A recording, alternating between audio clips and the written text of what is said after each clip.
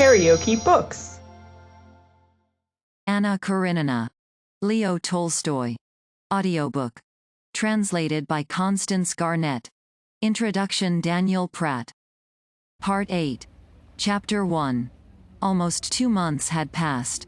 The hot summer was half over, but Sergei Ivanovich was only just preparing to leave Moscow. Sergei Ivanovich's life had not been uneventful during this time. A year ago he had finished his book, the fruit of 6 years' labor, Sketch of a Survey of the Principles and Forms of Government in Europe and Russia. Several sections of this book and its introduction had appeared in periodical publications, and other parts had been read by Sergei Ivanovich to persons of his circle, so that the leading ideas of the work could not be completely novel to the public. But still Sergei Ivanovich had expected that on its appearance his book would be sure to make a serious impression on society, and if it did not cause a revolution in social science it would, at any rate, make a great stir in the scientific world. After the most conscientious revision the book had last year been published, and had been distributed among the booksellers. Though he asked no one about it, reluctantly and with feigned indifference answered his friends' inquiries as to how the book was going, and did not even inquire of the booksellers how the book was selling, Sergei Ivanovich was all on the alert, with strained attention, watching for the first impression his book would make in the world and in literature. But a week passed, a second, a third, and in society no impression whatever could be detected. His friends who were specialists and savants, occasionally, unmistakably from politeness, alluded to it. The rest of his acquaintances, not interested in a book on a learned subject, did not talk of it at all. And society generally, just now especially absorbed in other things, was absolutely indifferent. In the press, too, for a whole month there was not a word about his book. Sergei Ivanovich had calculated to a nicety the time necessary for writing a review, but a month passed, and a second, and still there was silence. Only in the Northern Beetle, in a comic article on the singer Drabanti, who had lost his voice, there was a contemptuous allusion to Koznichev's book, suggesting that the book had been long ago seen through by everyone, and was a subject of general ridicule. At last in the third month a critical article appeared in a serious review. Sergei Ivanovich knew the author of the article. He had met him once at Golubtsov's. The author of the article was a young man, an invalid, very bold as a writer, but extremely deficient in breeding and shy in personal relations.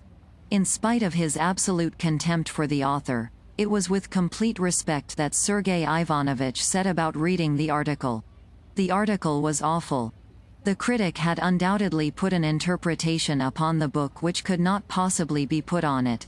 But he had selected quotations so adroitly that for people who had not read the book, and obviously scarcely anyone had read it, it seemed absolutely clear that the whole book was nothing but a medley of high-flown phrases, not even, as suggested by marks of interrogation, used appropriately, and that the author of the book was a person absolutely without knowledge of the subject. And all this was so wittily done that Sergei Ivanovich would not have disowned such wit himself. But that was just what was so awful. In spite of the scrupulous conscientiousness with which Sergei Ivanovich verified the correctness of the critic's arguments, he did not for a minute stop to ponder over the faults and mistakes which were ridiculed. But unconsciously he began immediately trying to recall every detail of his meeting and conversation with the author of the article. Didn't I offend him in some way? Sergei Ivanovich wondered. And remembering that when they met he had corrected the young man about something he had said that betrayed ignorance, Sergei Ivanovich found the clue to explain the article. This article was followed by a deadly silence about the book both in the press and in conversation, and Sergei Ivanovich saw that his 6 years' task, toiled at with such love and labor, had gone, leaving no trace. Sergei Ivanovich's position was still more difficult from the fact that, since he had finished his book, he had had no more literary work to do, such as had hitherto occupied the greater part of his time. Sergei Ivanovich was clever, cultivated, healthy, and energetic, and he did not know what use to make of his energy. Conversations in drawing rooms, in meetings, assemblies, and committees, everywhere where talk was possible, took up part of his time. But being used for years to town life, he did not waste all his energies in talk, as his less experienced younger brother did, when he was in Moscow. He had a great deal of leisure and intellectual energy still to dispose of. Fortunately for him, at this period so difficult for him from the failure of his book, the various public questions of the dissenting sects, of the American alliance, of the Samara famine, of exhibitions, and of spiritualism, were definitely replaced in public interest by the Slavonic question, which had hitherto rather languidly interested society, and Sergei Ivanovich, who had been one of the first to raise this subject, threw himself into it heart and soul. In the circle to which Sergei Ivanovich belonged, nothing was talked of or written about just now but the Servian War. Everything that the idle crowd usually does to kill time was done now for the benefit of the Slavonic states. Balls, concerts, dinners, matchboxes, ladies' dresses, beer, restaurants, everything testified to sympathy with the Slavonic peoples. From much of what was spoken and written on the subject, Sergei Ivanovich differed on various points. He saw that the Slavonic question had become one of those fashionable distractions which succeed one another in providing society with an object and an occupation. He saw, too, that a great many people were taking up the subject from motives of self-interest and self-advertisement. He recognized that the newspapers published a great deal that was superfluous and exaggerated, with the sole aim of attracting attention and outbidding one another. He saw that in this general movement those who thrust themselves most forward and shouted the loudest were men who had failed and were smarting under a sense of injury. Generals without armies, ministers not in the ministry, journalists not on any paper, party leaders without followers. He saw that there was a great deal in it that was frivolous and absurd. But he saw and recognized an unmistakable growing enthusiasm, uniting all classes, with which it was impossible not to sympathize. The massacre of men who were fellow Christians, and of the same Slavonic race, excited sympathy for the sufferers and indignation against the oppressors. And the heroism of the Servians and Montenegrins struggling for a great cause begot in the whole people a longing to help their brothers not in word but in deed. But in this there was another aspect that rejoiced Sergei Ivanovich. That was the manifestation of public opinion. The public had definitely expressed its desire. The soul of the people had, as Sergei Ivanovich said, found expression.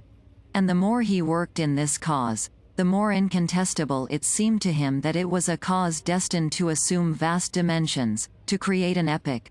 He threw himself heart and soul into the service of this great cause, and forgot to think about his book. His whole time now was engrossed by it, so that he could scarcely manage to answer all the letters and appeals addressed to him. He worked the whole spring and part of the summer, and it was only in July that he prepared to go away to his brothers in the country. He was going both to rest for a fortnight, and in the very heart of the people, in the farthest wilds of the country, to enjoy the sight of that uplifting of the spirit of the people, of which, like all residents in the capital and big towns, he was fully persuaded. Katavasov had long been meaning to carry out his promise to stay with Levin, and so he was going with him. Chapter 2. Sergei Ivanovich and Katavasov had only just reached the station of the Kursk line, which was particularly busy and full of people that day, when, looking round for the groom who was following with their things, they saw a party of volunteers driving up in 4 cabs. Ladies met them with bouquets of flowers, and followed by the rushing crowd they went into the station. One of the ladies, who had met the volunteers, came out of the hall and addressed Sergei Ivanovich. "You too come to see them off?" she asked in French. "No, I'm going away myself, princess. To my brothers for a holiday." "Do you always see them off?" said Sergei Ivanovich with a hardly perceptible smile.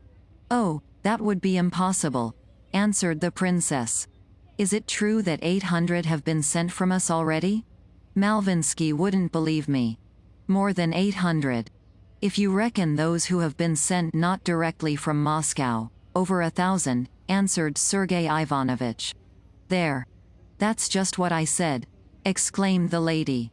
And it's true too, I suppose, that more than 1,000,000 has been subscribed? Yes, Princess. What do you say to today's telegram? Beaten the Turks again. Yes, so I saw, answered Sergei Ivanovich.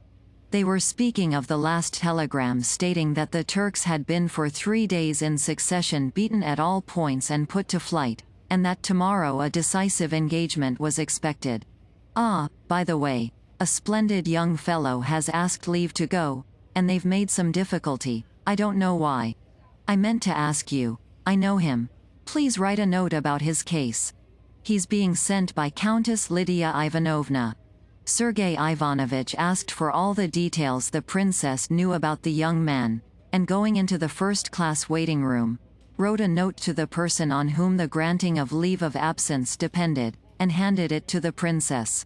You know Count Vronsky, the notorious one, is going by this train? Said the princess with a smile full of triumph and meaning, when he found her again and gave her the letter. I had heard he was going, but I did not know when. By this train?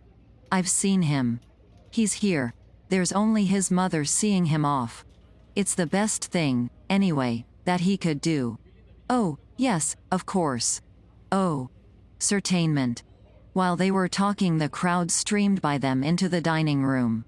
They went forward too, and heard a gentleman with a glass in his hand delivering a loud discourse to the volunteers. In the service of religion, humanity, and our brothers, the gentleman said, his voice growing louder and louder. To this great cause Mother Moscow dedicates you with her blessing. Jivio. He concluded, loudly and tearfully. Everyone shouted Jivio. And a fresh crowd dashed into the hall, almost carrying the princess off her legs. Ah, princess. That was something like, said Stepan Arkadyevich, suddenly appearing in the middle of the crowd and beaming upon them with a delighted smile. Capitally, warmly said, wasn't it? Bravo. And Sergei Ivanovich. Why, you ought to have said something, just a few words, you know, to encourage them. You do that so well, he added with a soft, respectful, and discreet smile, moving Sergei Ivanovich forward a little by the arm. No, I'm just off. Where to? To the country, to my brother's, answered Sergei Ivanovich. Then you'll see my wife. I've written to her, but you'll see her first. Please tell her that they've seen me and that it's all right, as the English say. She'll understand. Oh, and be so good as to tell her I'm appointed secretary of the committee. But she'll understand. You know, les petites misères de la vie humaine, he said, as it were apologizing to the princess. And Princess Myakaya, not Liza, but Bibish, is sending 1,000 guns and 12 nurses. Did I tell you? Yes, I heard so, answered Koznishev indifferently. It's a pity you're going away, said Stepan Arkadyevich. Tomorrow we're giving a dinner to 2 who are setting off. Dimer Bartniansky from Petersburg and our Veslovsky, Grisha. They're both going. Veslovsky's only lately married. There's a fine fellow for you. Eh, princess? He turned to the lady. The princess looked at Koznishev without replying.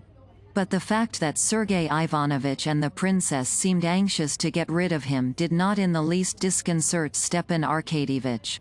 Smiling, he stared at the feather in the princess's hat, and then about him as though he were going to pick something up. Seeing a lady approaching with a collecting box, he beckoned her up and put in a 5-ruble note. I can never see these collecting boxes unmoved while I've money in my pocket, he said. And how about today's telegram? Fine chaps those Montenegrins.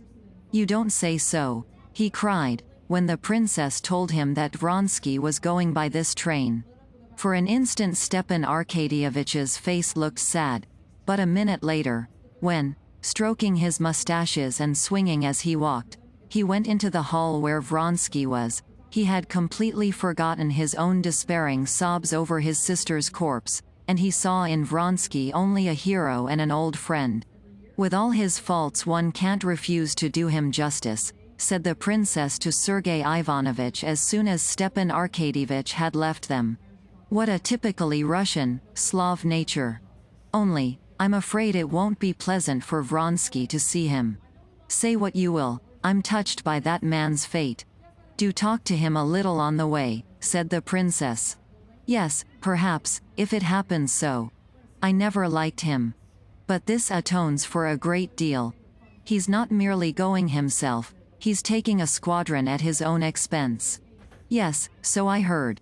A bell sounded. Everyone crowded to the doors.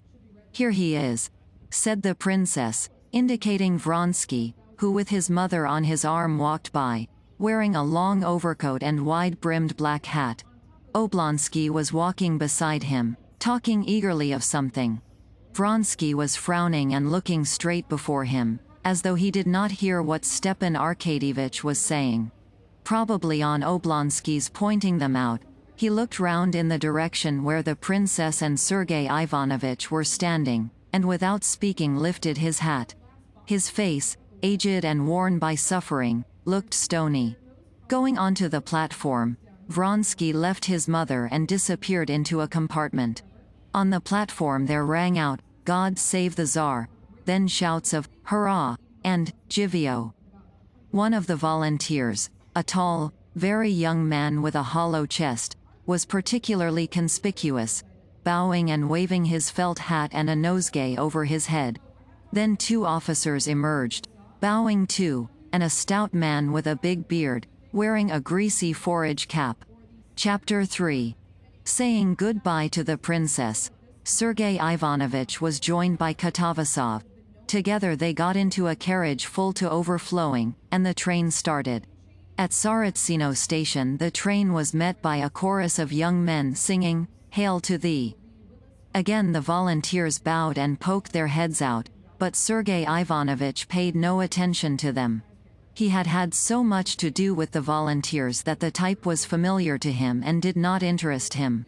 Katavasov, whose scientific work had prevented his having a chance of observing them hitherto, was very much interested in them and questioned Sergei Ivanovich. Sergei Ivanovich advised him to go into the second class and talk to them himself. At the next station Katavasov acted on this suggestion. At the first stop he moved into the second class and made the acquaintance of the volunteers. They were sitting in a corner of the carriage, talking loudly and obviously aware that the attention of the passengers and Katavasov as he got in was concentrated upon them. More loudly than all talked the tall, hollow-chested young man. He was unmistakably tipsy, and was relating some story that had occurred at his school. Facing him sat a middle-aged officer in the Austrian military jacket of the Guards uniform. He was listening with a smile to the hollow-chested youth, and occasionally pulling him up. The third, in an artillery uniform, was sitting on a box beside them. A fourth was asleep. Entering into conversation with the youth, Katavasov learned that he was a wealthy Moscow merchant who had run through a large fortune before he was 22. Katavasov did not like him, because he was unmanly and effeminate and sickly. He was obviously convinced, especially now after drinking, that he was performing a heroic action, and he bragged of it in the most unpleasant way. The second, the retired officer, made an unpleasant impression too upon Katavasov. He was, it seemed, a man who had tried everything. He had been on a railway, had been a land steward, and had started factories, and he talked, quite without necessity, of all he had done, and used learned expressions quite inappropriately. The third, the artilleryman, on the contrary, struck Katavasov very favorably. He was a quiet, modest fellow, unmistakably impressed by the knowledge of the officer and the heroic self-sacrifice of the merchant and saying nothing about himself. When Katavasov asked him what had impelled him to go to Servia, he answered modestly, "Oh, well, everyone's going. The Servians want help, too. I'm sorry for them." "Yes, you artillerymen especially are scarce there," said Katavasov. "Oh, I wasn't long in the artillery. Maybe they'll put me into the infantry or the cavalry. Into the infantry when they need artillery more than anything? Said Katavasov, fancying from the artilleryman's apparent age that he must have reached a fairly high grade. I wasn't long in the artillery. I'm a cadet retired, he said, and he began to explain how he had failed in his examination. All of this together made a disagreeable impression on Katavasov, and when the volunteers got out at a station for a drink, Katavasov would have liked to compare his unfavorable impression in conversation with someone.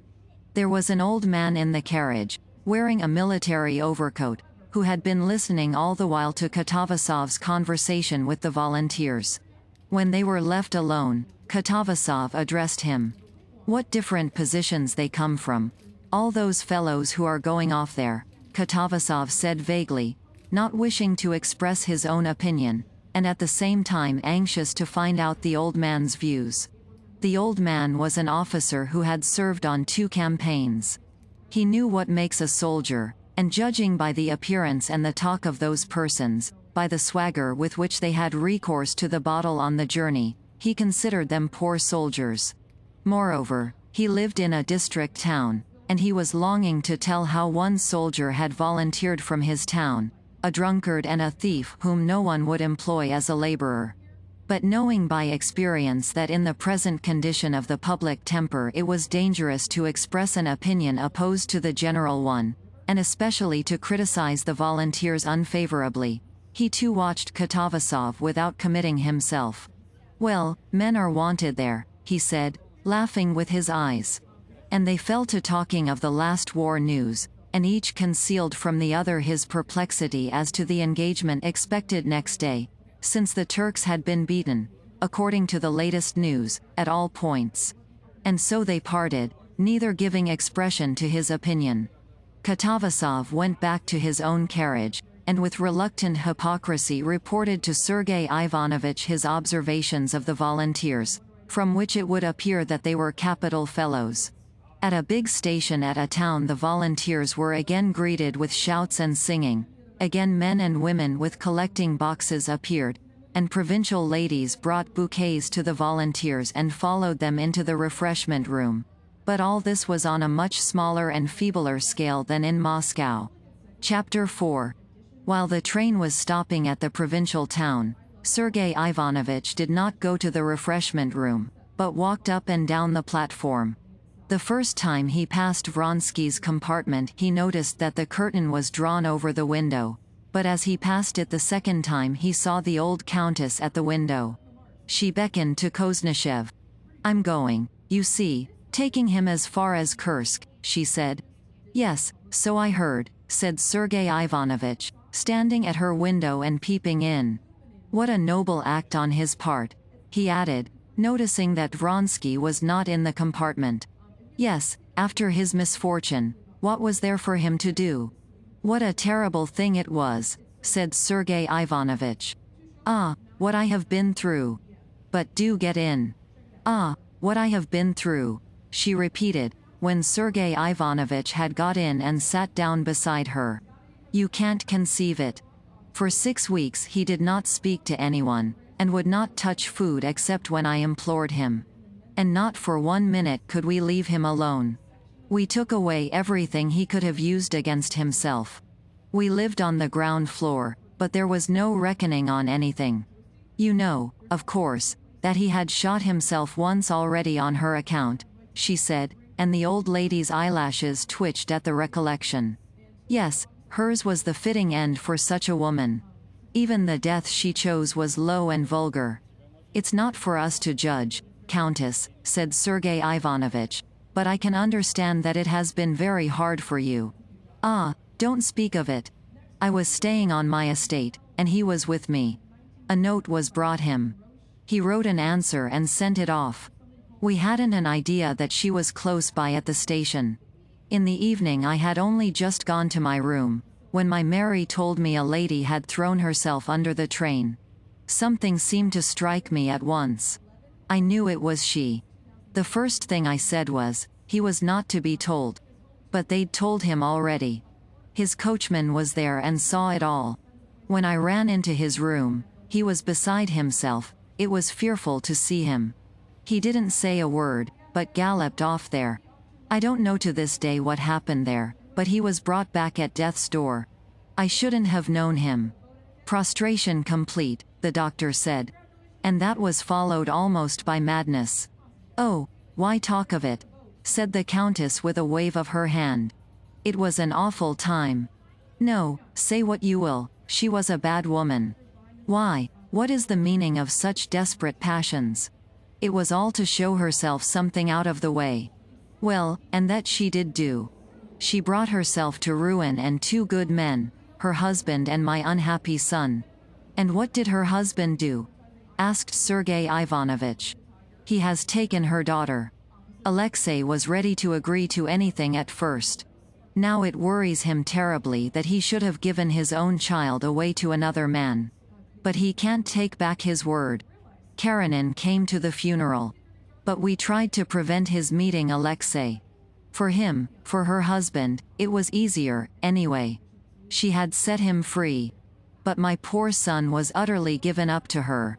He had thrown up everything, his career, me, and even then she had no mercy on him, but of set purpose she made his ruin complete. No, say what you will, her very death was the death of a vile woman, of no religious feeling. God forgive me, but I can't help hating the memory of her, when I look at my son's misery. But how is he now? It was a blessing from Providence for us, this Servian war. I'm old, and I don't understand the rights and wrongs of it, but it's come as a providential blessing to him.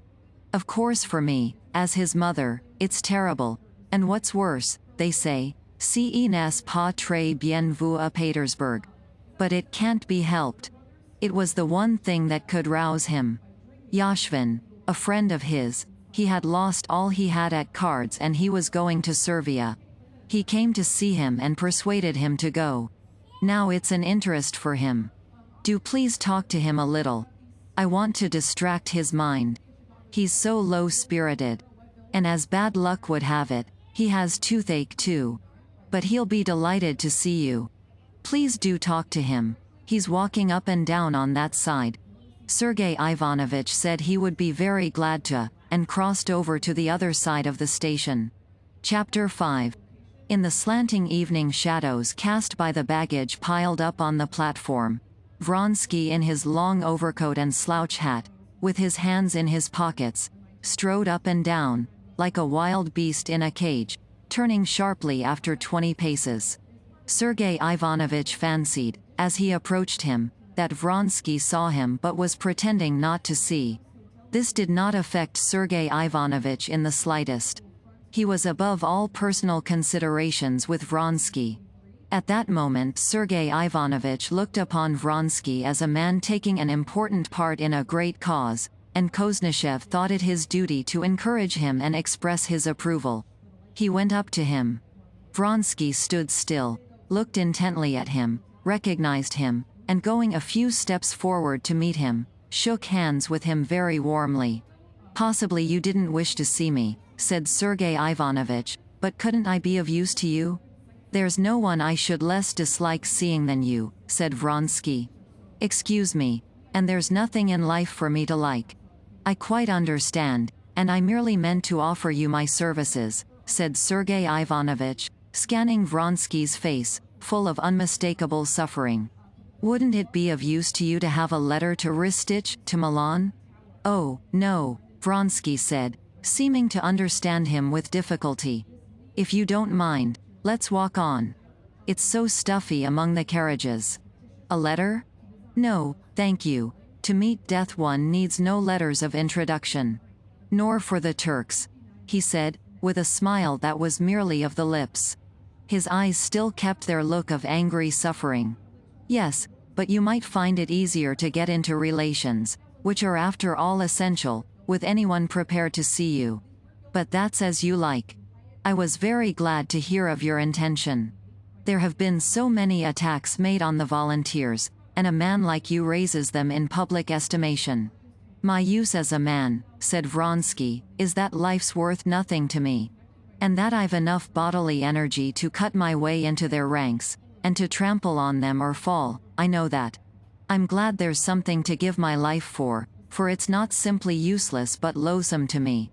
Anyone's welcome to it, and his jaw twitched impatiently from the incessant gnawing toothache that prevented him from even speaking with a natural expression. You will become another man, I predict, said Sergei Ivanovich, feeling touched. To deliver one's brother men from bondage is an aim worth death and life. God grant you success outwardly, and inwardly peace, he added, and he held out his hand. Vronsky warmly pressed his outstretched hand. Yes, as a weapon I may be of some use. But as a man, I'm a wreck, he jerked out. He could hardly speak for the throbbing ache in his strong teeth, that were like rows of ivory in his mouth. He was silent, and his eyes rested on the wheels of the tender, slowly and smoothly rolling along the rails. And all at once a different pain, not an ache, but an inner trouble, that set his whole being in anguish, made him for an instant forget his toothache. As he glanced at the tender and the rails, under the influence of the conversation with a friend he had not met since his misfortune, he suddenly recalled her. That is, what was left of her when he had run like one distraught into the cloakroom of the railway station. On the table, shamelessly sprawling out among strangers, the blood-stained body so lately full of life. The head unhurt dropping back with its weight of hair, and the curling tresses about the temples, and the exquisite face, with red, half-opened mouth, the strange, fixed expression, piteous on the lips and awful in the still open eyes, that seemed to utter that fearful phrase, that he would be sorry for it, that she had said when they were quarreling. And he tried to think of her as she was when he met her the first time, at a railway station too, mysterious, exquisite, loving, seeking and giving happiness, and not cruelly revengeful as he remembered her on that last moment. He tried to recall his best moments with her, but those moments were poisoned forever.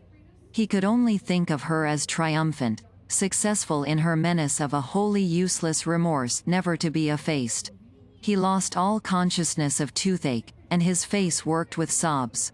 Passing twice up and down beside the baggage in silence and regaining his self-possession, he addressed Sergei Ivanovich calmly.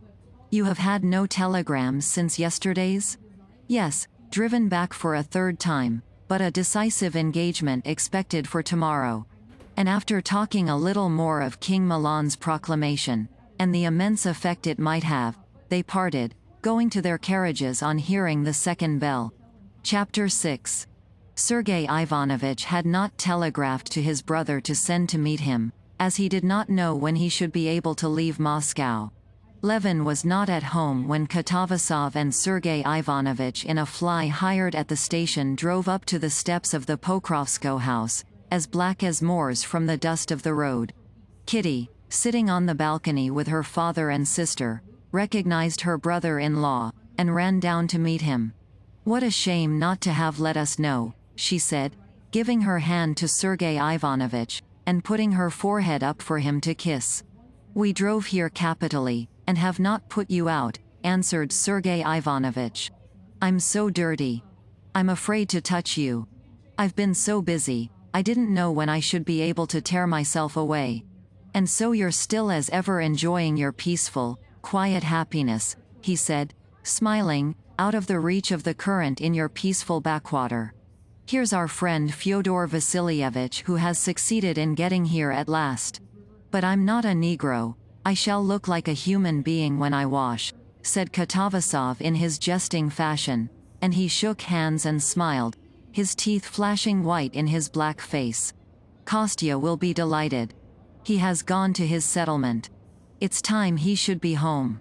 Busy as ever with his farming. It really is a peaceful backwater, said Katavasov, while we in town think of nothing but the Servian war. Well, how does our friend look at it? He's sure not to think like other people. Oh, I don't know, like everybody else, Kitty answered, a little embarrassed, looking round at Sergei Ivanovich. I'll send to fetch him. Papa's staying with us. He's only just come home from abroad.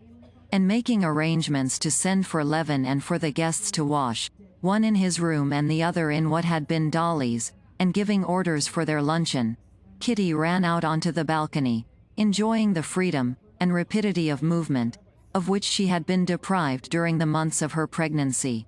"It's Sergei Ivanovich and Katavasov, a professor," she said. "Oh, that's a bore in this heat," said the prince.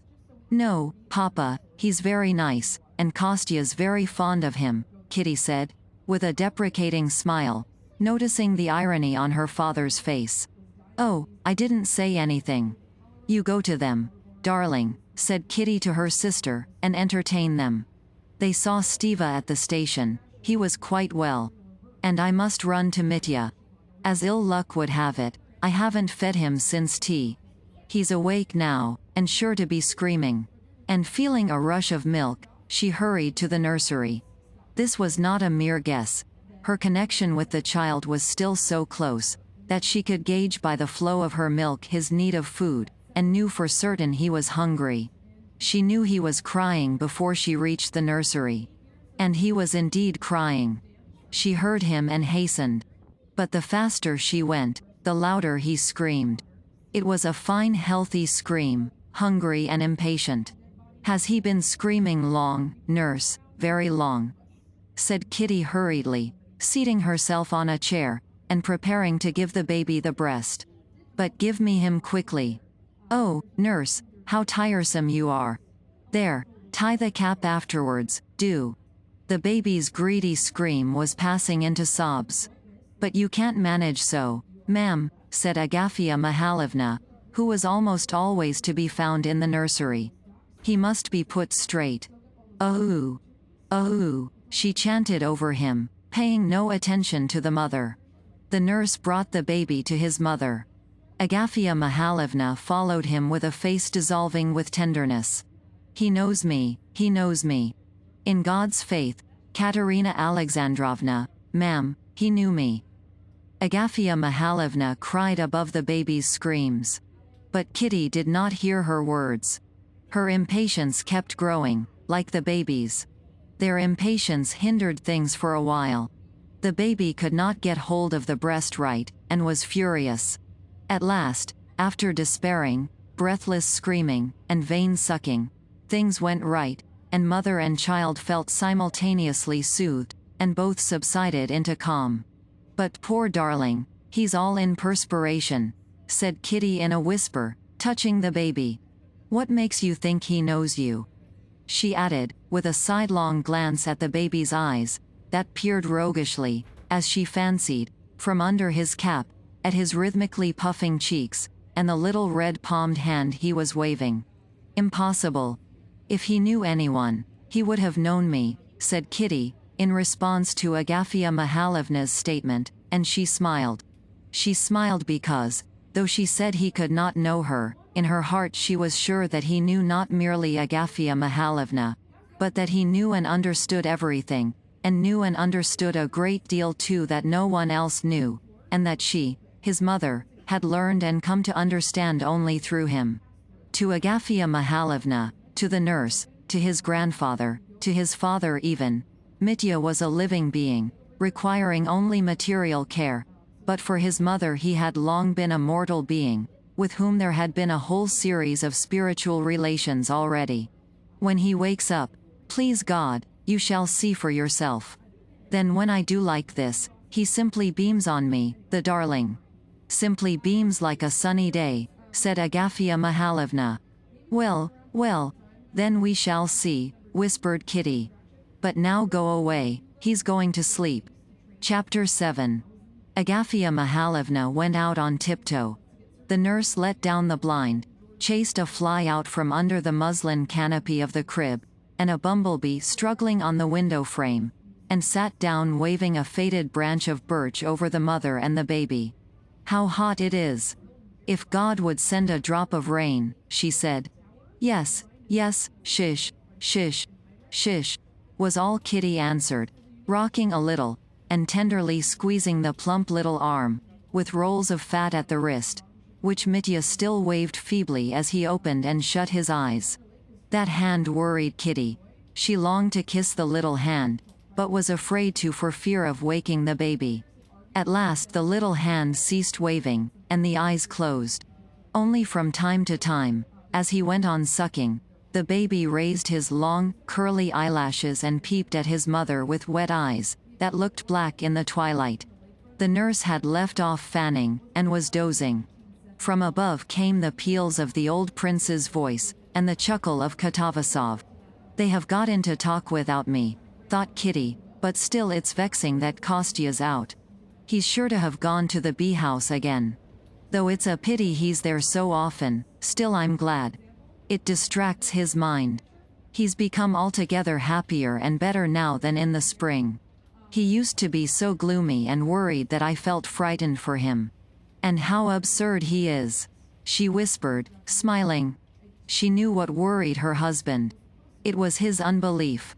Although, if she had been asked whether she supposed that in the future life, if he did not believe, he would be damned, she would have had to admit that he would be damned. His unbelief did not cause her unhappiness. And she, confessing that for an unbeliever there can be no salvation, and loving her husband's soul more than anything in the world, thought with a smile of his unbelief, and told herself that he was absurd. What does he keep reading philosophy of some sort for all this year? She wondered. If it's all written in those books, he can understand them. If it's all wrong, why does he read them? He says himself that he would like to believe. Then why is it he doesn't believe? Surely from his thinking so much? And he thinks so much from being solitary. He's always alone, alone. He can't talk about it all to us.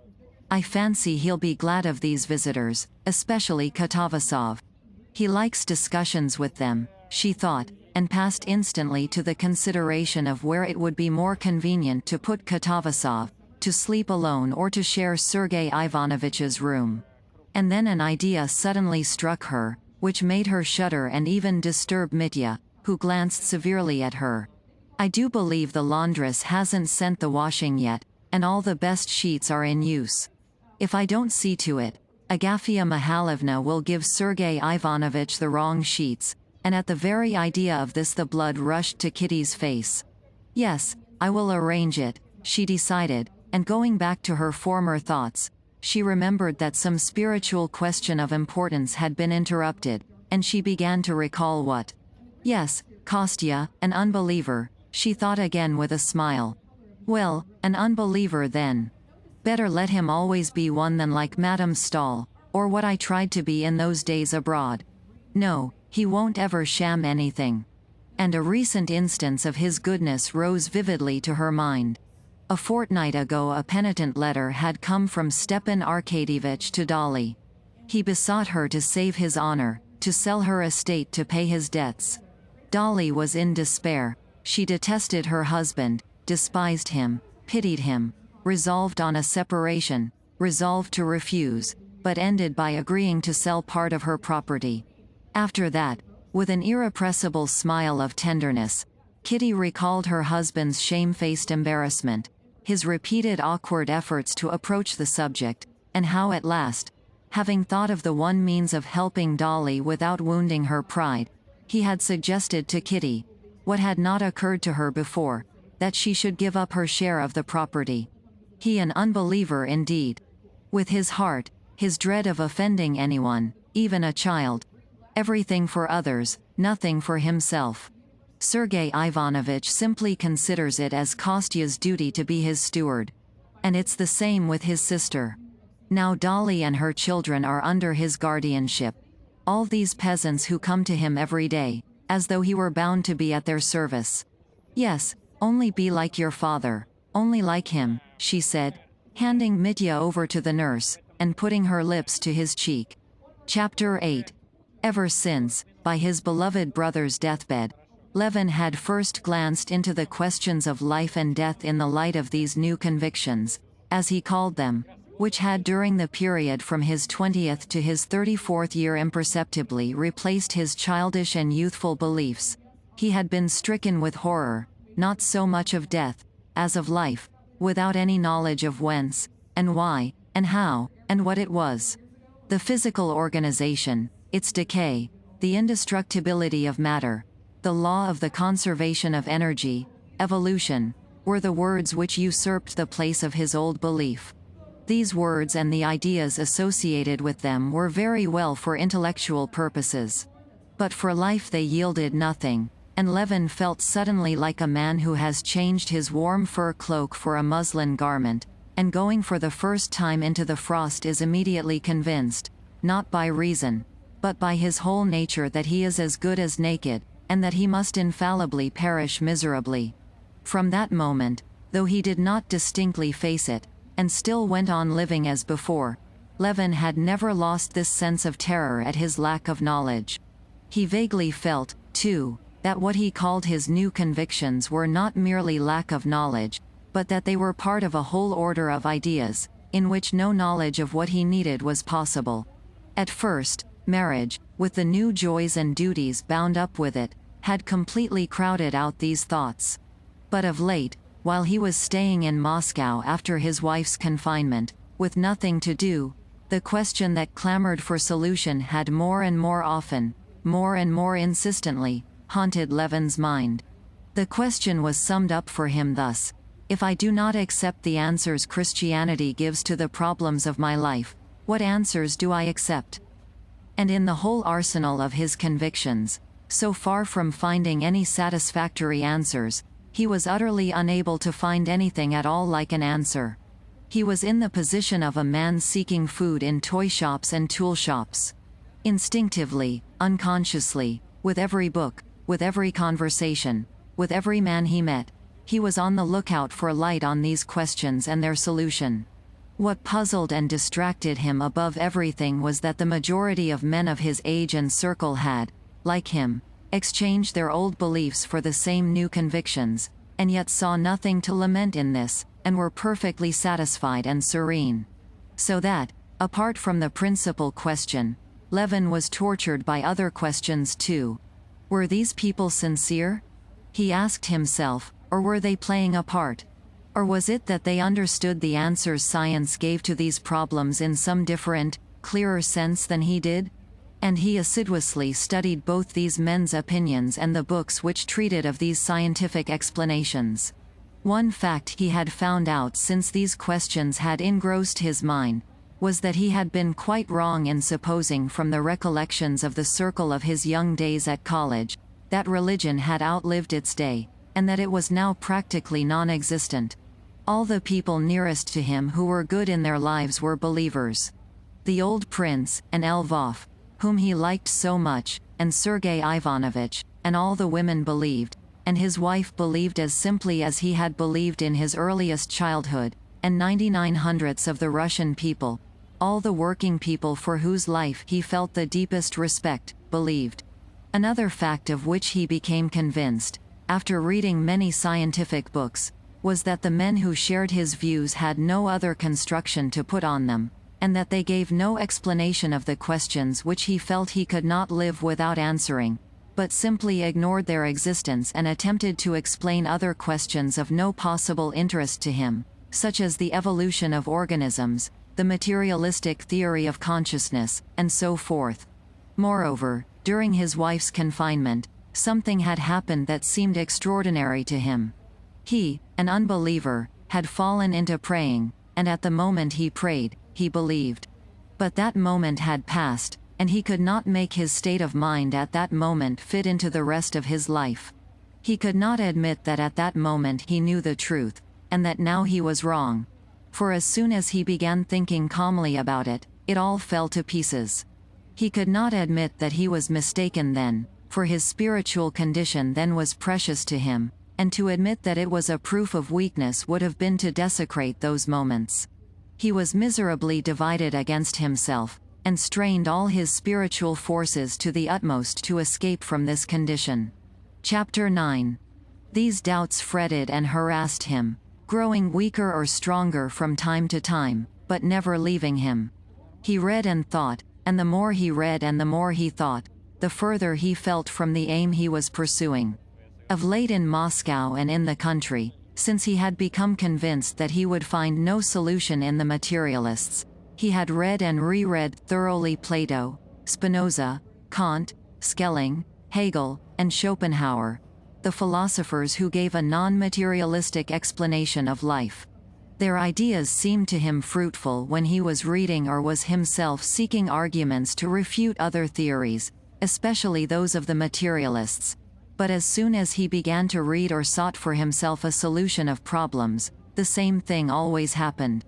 As long as he followed the fixed definition of obscure words such as spirit, will, freedom, essence, purposely letting himself go into the snare of words the philosophers set for him, he seemed to comprehend something. But he had only to forget the artificial train of reasoning, and to turn from life itself to what had satisfied him while thinking in accordance with the fixed definitions, and all this artificial edifice fell to pieces at once like a house of cards, and it became clear that the edifice had been built up out of those transposed words, apart from anything in life more important than reason. At one time, reading Schopenhauer, he put in place of his will the word love, and for a couple of days this new philosophy charmed him, till he removed a little away from it. But then, when he turned from life itself to glance at it again, it fell away too, and proved to be the same muslin garment with no warmth in it. His brother Sergei Ivanovich advised him to read the theological works of Homiakov. Levin read the second volume of Homiakov's works, and in spite of the elegant, epigrammatic, argumentative style which at first repelled him, he was impressed by the doctrine of the Church he found in them. He was struck at first by the idea that the apprehension of divine truths had not been vouchsafed to man, but to a corporation of men bound together by love, to the Church. What delighted him was the thought how much easier it was to believe in a still existing living Church, embracing all the beliefs of men, and having God at its head, and therefore holy and infallible, and from it to accept the faith in God, in the creation, the fall, the redemption, than to begin with God, a mysterious, far-away God, the creation, etc. But afterwards, on reading a Catholic writer's history of the Church, and then a Greek Orthodox writer's history of the Church, and seeing that the two churches, in their very conception infallible, each deny the authority of the other, Homiakov's doctrine of the Church lost all its charm for him, and this edifice crumbled into dust like the philosophers' edifices. All that spring he was not himself, and went through fearful moments of horror. Without knowing what I am and why I am here, life's impossible, and that I can't know, and so I can't live, Levin said to himself.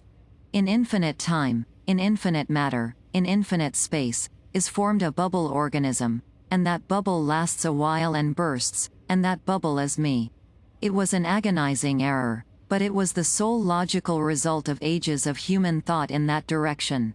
This was the ultimate belief on which all the systems elaborated by human thought in almost all their ramifications rested. It was the prevalent conviction, and of all other explanations Levin had unconsciously, not knowing when or how, chosen it, as anyway the clearest, and made it his own. But it was not merely a falsehood, it was the cruel jeer of some wicked power, some evil, hateful power, to whom one could not submit.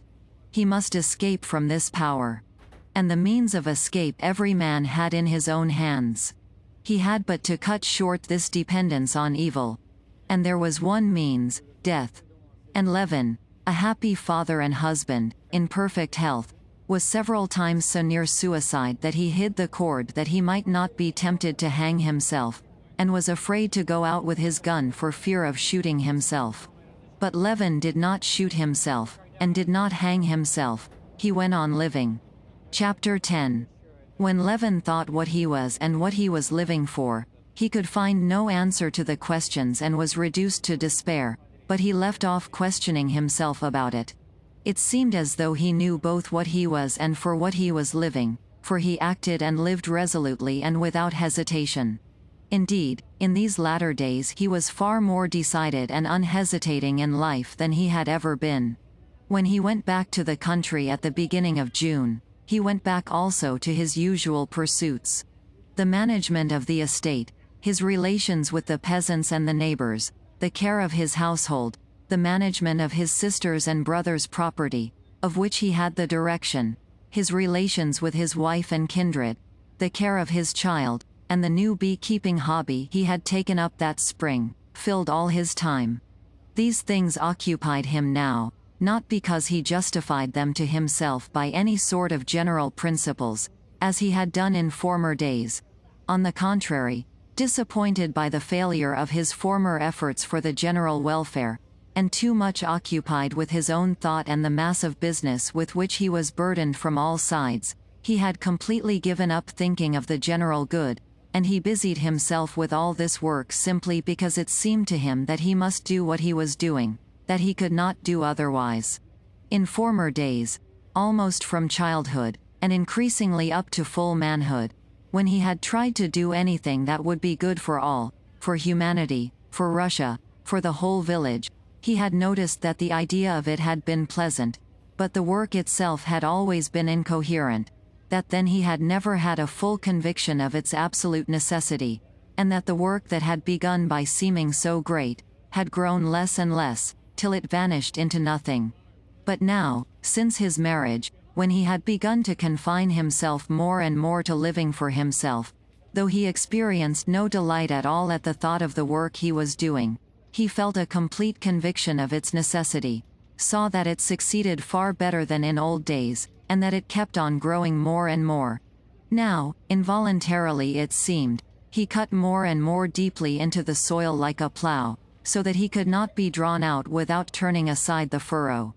To live the same family life as his father and forefathers, that is, in the same condition of culture, and to bring up his children in the same, was incontestably necessary. It was as necessary as dining when one was hungry. And to do this, just as it was necessary to cook dinner, it was necessary to keep the mechanism of agriculture at Pokrovskoe going so as to yield an income. Just as incontestably as it was necessary to repay a debt was it necessary to keep the property in such a condition that his son, when he received it as a heritage, would say, "Thank you," to his father as Levin had said, "Thank you," to his grandfather for all he built and planted. And to do this it was necessary to look after the land himself, not to let it, and to breed cattle, manure the fields, and plant timber. It was impossible not to look after the affairs of Sergei Ivanovitch, of his sister, of the peasants who came to him for advice and were accustomed to do so. As impossible as to fling down a child one is carrying in one's arms. It was necessary to look after the comfort of his sister-in-law and her children, and of his wife and baby, and it was impossible not to spend with them at least a short time each day.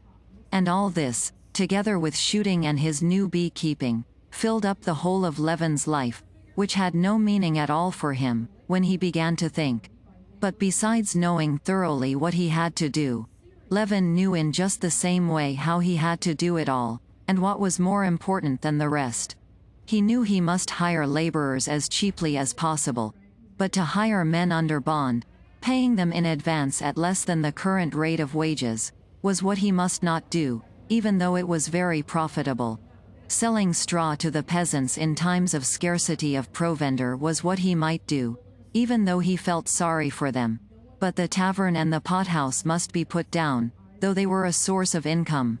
Felling timber must be punished as severely as possible, but he could not exact forfeits for cattle being driven onto his fields, and though it annoyed the keeper and made the peasants not afraid to graze their cattle on his land, he could not keep their cattle as a punishment.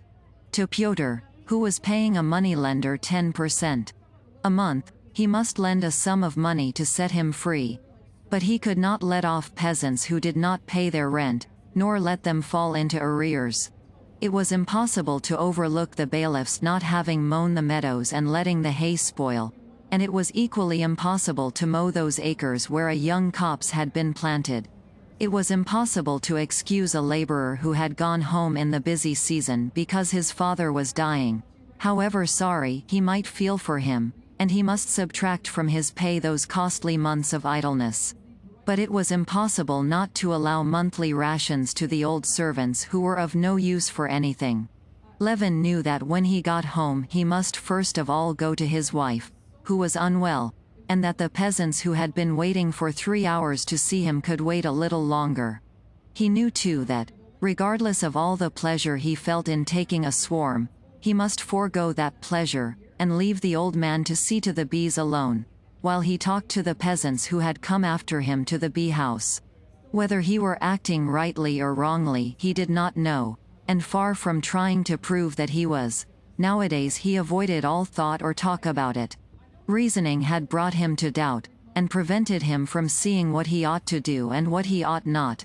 When he did not think, but simply lived, he was continually aware of the presence of an infallible judge in his soul, determining which of two possible courses of action was the better and which was the worse, and as soon as he did not act rightly, he was at once aware of it. So he lived, not knowing and not seeing any chance of knowing what he was and what he was living for, and harassed at this lack of knowledge to such a point that he was afraid of suicide, and yet firmly laying down his own individual definite path in life. Chapter 11. The day on which Sergei Ivanovich came to Pokrovskoe was one of Levin's most painful days. It was the very busiest working time, when all the peasantry show an extraordinary intensity of self-sacrifice in labor, such as is never shown in any other conditions of life, and would be highly esteemed if the men who showed these qualities themselves thought highly of them, and if it were not repeated every year, and if the results of this intense labor were not so simple. To reap and bind the rye and oats and to carry it, to mow the meadows, turn over the fallows, thrash the seed and sow the winter corn. All this seems so simple and ordinary. But to succeed in getting through it all, everyone in the village, from the old man to the young child, must toil incessantly for 3 or 4 weeks, 3 times as hard as usual, living on rye beer, onions, and black bread, thrashing and carrying the sheaves at night, and not giving more than 2 or 3 hours in the 24 to sleep. And every year this is done all over Russia. Having lived the greater part of his life in the country and in the closest relations with the peasants, Levin always felt in this busy time that he was infected by this general quickening of energy in the people. In the early morning he rode over to the first sowing of the rye, and to the oats, which were being carried to the stacks, and returning home at the time his wife and sister-in-law were getting up, he drank coffee with them and walked to the farm, where a new thrashing machine was to be set working to get ready the seed corn. He was standing in the cool granary, still fragrant with the leaves of the hazel branches interlaced on the freshly peeled aspen beams of the new thatch roof. He gazed through the open door in which the dry bitter dust of the thrashing whirled and played, at the grass of the thrashing floor in the sunlight and the fresh straw that had been brought in from the barn, then at the speckly-headed, white-breasted swallows that flew chirping in under the roof and, fluttering their wings, settled in the crevices of the doorway, then at the peasants bustling in the dark, dusty barn, and he thought strange thoughts. Why is it all being done? He thought. Why am I standing here, making them work? What are they all so busy for, trying to show their zeal before me? What is that old Matrona, my old friend, toiling for? I doctored her, when the beam fell on her in the fire, he thought, looking at a thin old woman who was raking up the grain, moving painfully with her bare, sun-blackened feet over the uneven, rough floor. Then she recovered, but today or tomorrow or in 10 years she won't. They'll bury her, and nothing will be left either of her or of that smart girl in the red jacket, who with that skillful, soft action shakes the ears out of their husks.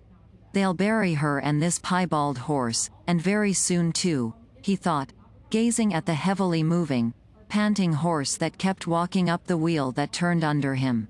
And they will bury her and Fyodor the thrasher with his curly beard full of chaff and his shirt torn on his white shoulders, they will bury him.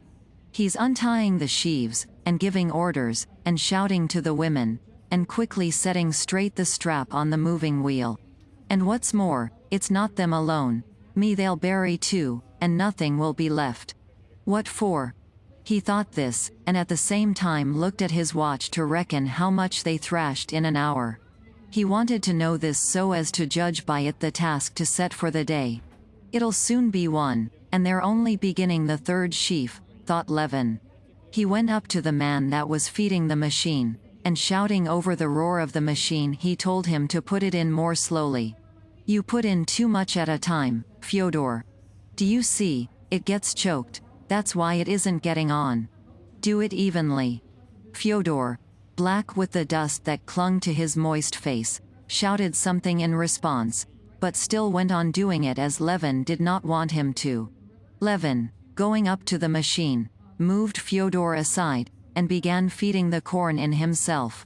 Working on till the peasants' dinner hour, which was not long in coming, he went out of the barn with Fyodor and fell into talk with him, stopping beside a neat yellow sheaf of rye laid on the thrashing floor for seed. Fyodor came from a village at some distance from the one in which Levin had once allotted land to his cooperative association. Now it had been let to a former house porter.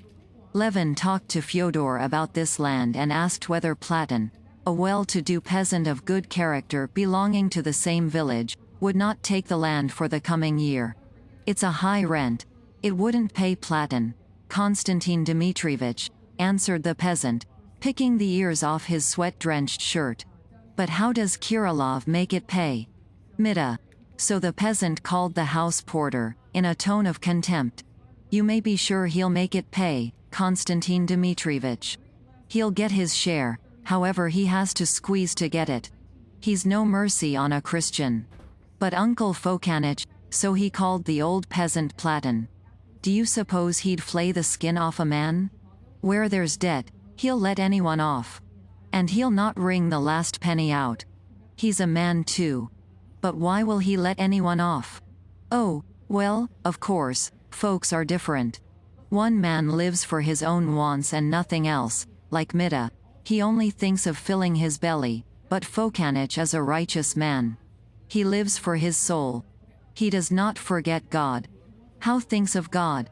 How does he live for his soul? Levin almost shouted. Why, to be sure, in truth, in God's way. Folks are different. Take you now, you wouldn't wrong a man. Yes, yes, goodbye, said Levin, breathless with excitement, and turning round he took his stick and walked quickly away towards home.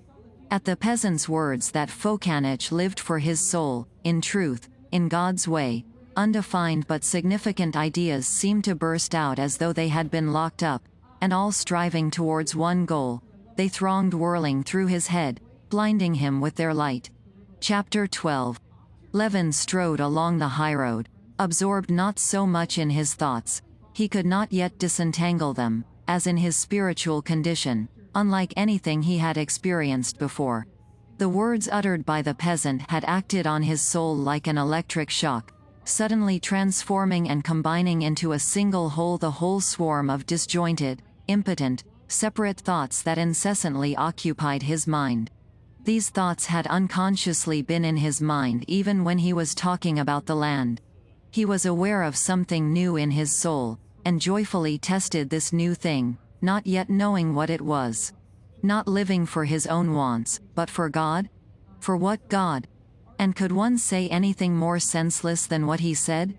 He said that one must not live for one's own wants, that is, that one must not live for what we understand, what we are attracted by, what we desire, but must live for something incomprehensible, for God, whom no one can understand nor even define. What of it? Didn't I understand those senseless words of Fyodor's? And understanding them, did I doubt of their truth? Did I think them stupid, obscure, inexact? No, I understood him, and exactly as he understands the words. I understood them more fully and clearly than I understand anything in life, and never in my life have I doubted nor can I doubt about it. And not only I, but everyone, the whole world understands nothing fully but this, and about this only they have no doubt and are always agreed. And I looked out for miracles, complained that I did not see a miracle which would convince me. A material miracle would have persuaded me. And here is a miracle, the sole miracle possible, continually existing, surrounding me on all sides, and I never noticed it. Fyodor says that Kirilov lives for his belly. That's comprehensible and rational. All of us as rational beings can't do anything else but live for our belly. And all of a sudden the same Fyodor says that one mustn't live for one's belly, but must live for truth, for God, and at a hint I understand him. And I and millions of men, men who lived ages ago and men living now, peasants, the poor in spirit and the learned, who have thought and written about it, in their obscure words saying the same thing, we are all agreed about this one thing. What we must live for and what is good. I and all men have only one firm, incontestable, clear knowledge, and that knowledge cannot be explained by the reason. It is outside it, and has no causes and can have no effects. If goodness has causes, it is not goodness. If it has effects, a reward, it is not goodness either. So goodness is outside the chain of cause and effect. And yet I know it, and we all know it. What could be a greater miracle than that? Can I have found the solution of it all? Can my sufferings be over? Thought Levin, striding along the dusty road, not noticing the heat nor his weariness, and experiencing a sense of relief from prolonged suffering. This feeling was so delicious that it seemed to him incredible. He was breathless with emotion and incapable of going farther. He turned off the road into the forest and lay down in the shade of an aspen on the uncut grass. He took his hat off his hot head and lay propped on his elbow in the lush, feathery, woodland grass. Yes, I must make it clear to myself and understand, he thought, looking intently at the untrampled grass before him, and following the movements of a green beetle, advancing along a blade of couch grass and lifting up in its progress a leaf of goatweed. What have I discovered? He asked himself, bending aside the leaf of goatweed out of the beetle's way and twisting another blade of grass above for the beetle to cross over onto it. What is it makes me glad? What have I discovered? I have discovered nothing. I have only found out what I knew. I understand the force that in the past gave me life, and now too gives me life. I have been set free from falsity, I have found the master. Of old I used to say that in my body, that in the body of this grass and of this beetle, there, she didn't care for the grass, she's opened her wings and flown away. There was going on a transformation of matter in accordance with physical, chemical, and physiological laws. And in all of us, as well as in the aspens and the clouds and the misty patches, there was a process of evolution. Evolution from what? Into what? Eternal evolution and struggle. As though there could be any sort of tendency and struggle in the eternal. And I was astonished that in spite of the utmost effort of thought along that road I could not discover the meaning of life, the meaning of my impulses and yearnings. Now I say that I know the meaning of my life, to live for God, for my soul. And this meaning, in spite of its clearness, is mysterious and marvelous. Such, indeed, is the meaning of everything existing. Yes, pride, he said to himself, turning over on his stomach and beginning to tie a noose of blades of grass, trying not to break them. And not merely pride of intellect, but dullness of intellect. And most of all, the deceitfulness. Yes, the deceitfulness of intellect. The cheating knavishness of intellect, that's it, he said to himself. And he briefly went through, mentally, the whole course of his ideas during the last 2 years, the beginning of which was the clear confronting of death at the sight of his dear brother hopelessly ill. Then, for the first time, grasping that for every man, and himself too, there was nothing in store but suffering, death, and forgetfulness, he had made up his mind that life was impossible like that, and that he must either interpret life so that it would not present itself to him as the evil jest of some devil, or shoot himself. But he had not done either, but had gone on living, thinking, and feeling, and had even at that very time married, and had had many joys and had been happy, when he was not thinking of the meaning of his life. What did this mean? It meant that he had been living rightly, but thinking wrongly. He had lived, without being aware of it, on those spiritual truths that he had sucked in with his mother's milk, but he had thought, not merely without recognition of these truths, but studiously ignoring them. Now it was clear to him that he could only live by virtue of the beliefs in which he had been brought up. What should I have been, and how should I have spent my life, if I had not had these beliefs, if I had not known that I must live for God and not for my own desires? I should have robbed and lied and killed. Nothing of what makes the chief happiness of my life would have existed for me. And with the utmost stretch of imagination he could not conceive the brutal creature he would have been himself, if he had not known what he was living for. I looked for an answer to my question. And thought could not give an answer to my question. It is incommensurable with my question. The answer has been given me by life itself, in my knowledge of what is right and what is wrong. And that knowledge I did not arrive at in any way, it was given to me as to all men, given, because I could not have got it from anywhere. Where could I have got it? By reason could I have arrived at knowing that I must love my neighbor and not oppress him? I was told that in my childhood, and I believed it gladly, for they told me what was already in my soul. But who discovered it? Not reason. Reason discovered the struggle for existence, and the law that requires us to oppress all who hinder the satisfaction of our desires. That is the deduction of reason. But loving one's neighbor reason could never discover, because it's irrational. Chapter 13.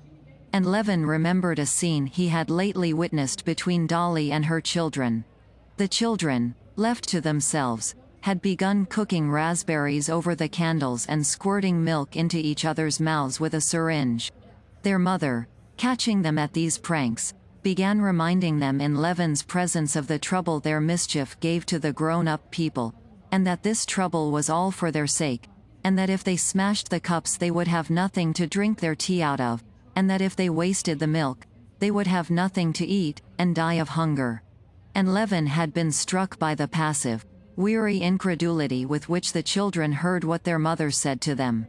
They were simply annoyed that their amusing play had been interrupted, and did not believe a word of what their mother was saying. They could not believe it indeed, for they could not take in the immensity of all they habitually enjoyed, and so could not conceive that what they were destroying was the very thing they lived by. That all comes of itself, they thought, and there's nothing interesting or important about it because it has always been so, and always will be so. And it's all always the same. We've no need to think about that, it's all ready. But we want to invent something of our own, and new. So we thought of putting raspberries in a cup, and cooking them over a candle, and squirting milk straight into each other's mouths. That's fun, and something new, and not a bit worse than drinking out of cups. Isn't it just the same that we do, that I did, searching by the aid of reason for the significance of the forces of nature and the meaning of the life of man? He thought. And don't all the theories of philosophy do the same, trying by the path of thought, which is strange and not natural to man, to bring him to a knowledge of what he has known long ago, and knows so certainly that he could not live at all without it?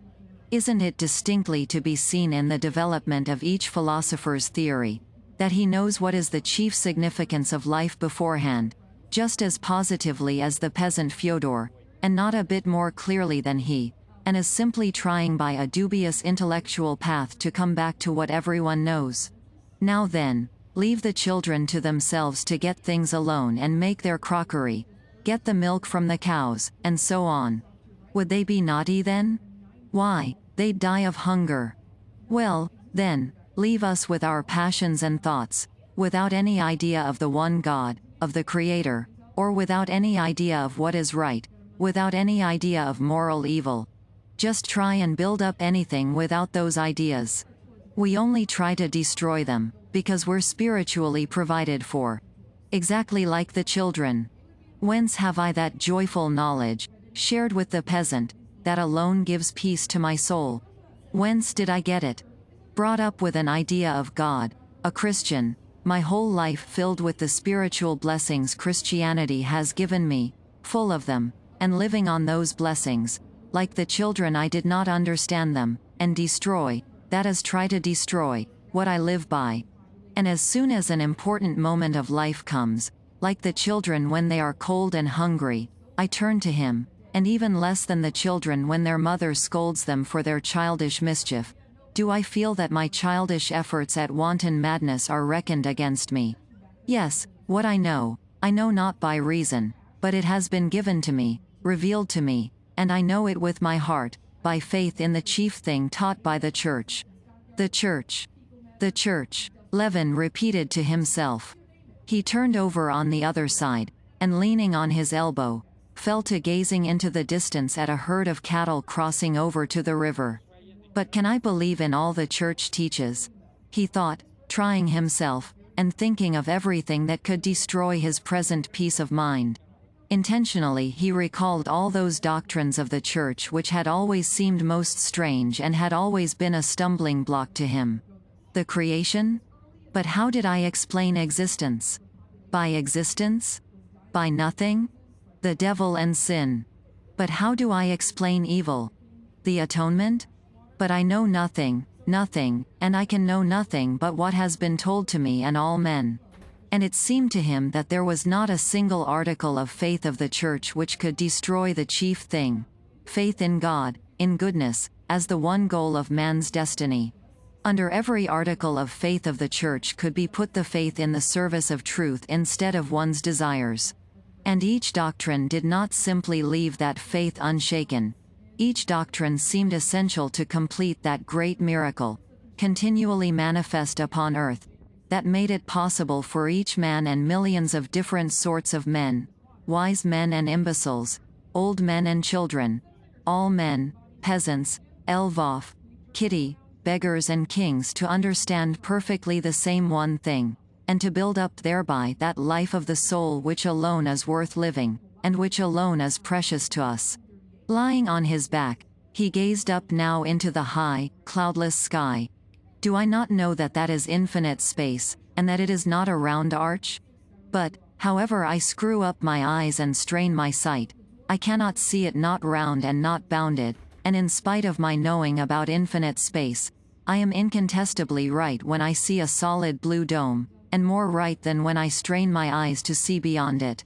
Levin ceased thinking, and only, as it were, listened to mysterious voices that seemed talking joyfully and earnestly within him. Can this be faith?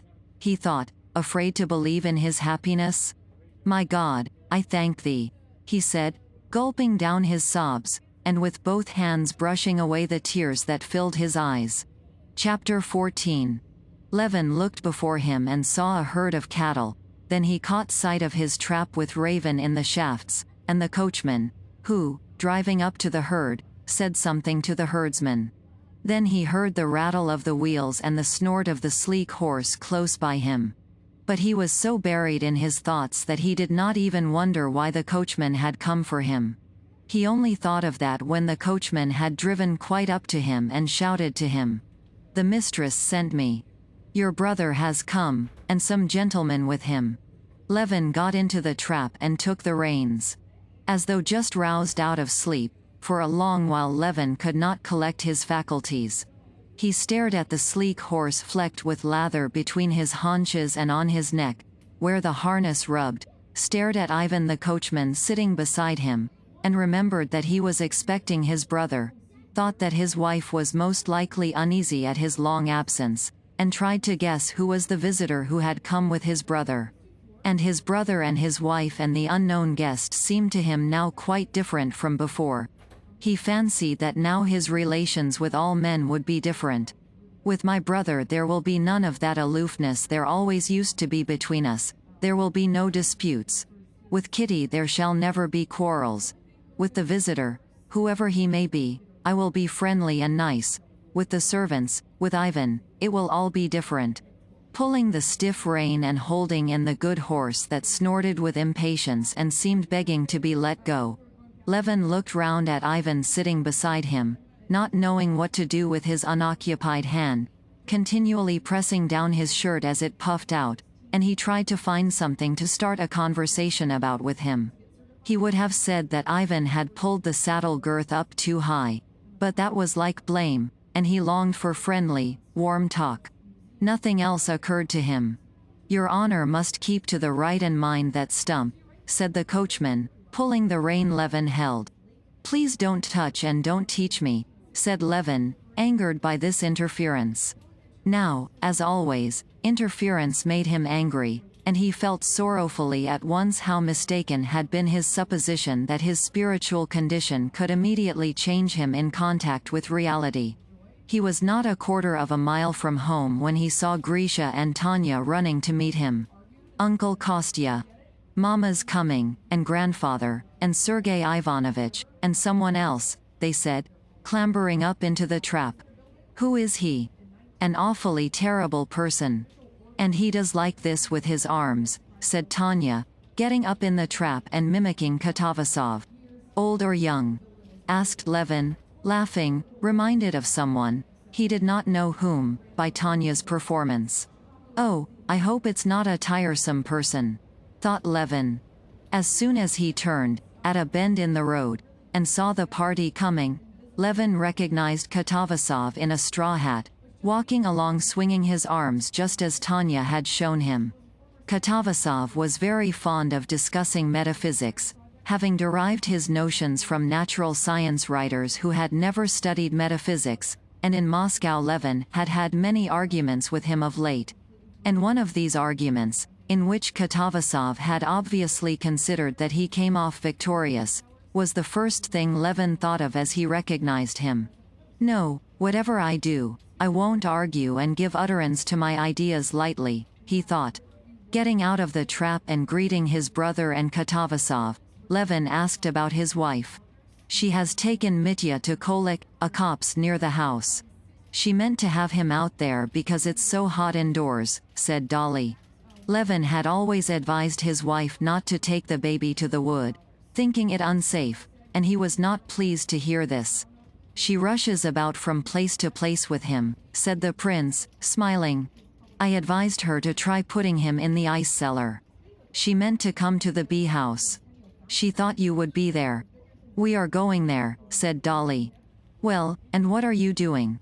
Said Sergei Ivanovich, falling back from the rest and walking beside him. Oh, nothing special. Busy as usual with the land, answered Levin. Well, and what about you? Come for long? We have been expecting you for such a long time. Only for a fortnight. I've a great deal to do in Moscow. At these words the brothers' eyes met, and Levin, in spite of the desire he always had, stronger than ever just now, to be on affectionate and still more open terms with his brother, felt an awkwardness in looking at him. He dropped his eyes and did not know what to say. Casting over the subjects of conversation that would be pleasant to Sergei Ivanovich, and would keep him off the subject of the Servian War and the Slavonic question, at which he had hinted by the allusion to what he had to do in Moscow, Levin began to talk of Sergei Ivanovich's book. Well, have there been reviews of your book? He asked. Sergei Ivanovich smiled at the intentional character of the question. No one is interested in that now, and I less than anyone, he said. Just look, Darya Alexandrovna, we shall have a shower, he added, pointing with a sunshade at the white rain clouds that showed above the aspen tree tops. And these words were enough to re-establish again between the brothers that tone, hardly hostile, but chilly, which Levin had been so longing to avoid. Levin went up to Katavasov. It was jolly of you to make up your mind to come, he said to him. I've been meaning to a long while. Now we shall have some discussion, we'll see to that. Have you been reading Spencer? No, I've not finished reading him, said Levin. But I don't need him now. How's that? That's interesting. Why so? I mean that I'm fully convinced that the solution of the problems that interest me I shall never find in him and his like. Now. But Katavasov's serene and good-humored expression suddenly struck him, and he felt such tenderness for his own happy mood, which he was unmistakably disturbing by this conversation, that he remembered his resolution and stopped short. But we'll talk later on, he added.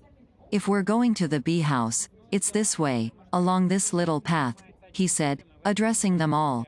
Going along the narrow path to a little uncut meadow covered on one side with thick clumps of brilliant heart's ease among which stood up here and there tall, dark green tufts of hellebore, Levin settled his guests in the dense, cool shade of the young aspens on a bench and some stumps purposely put there for visitors to the bee house who might be afraid of the bees, and he went off himself to the hut to get bread, cucumbers, and fresh honey, to regale them with.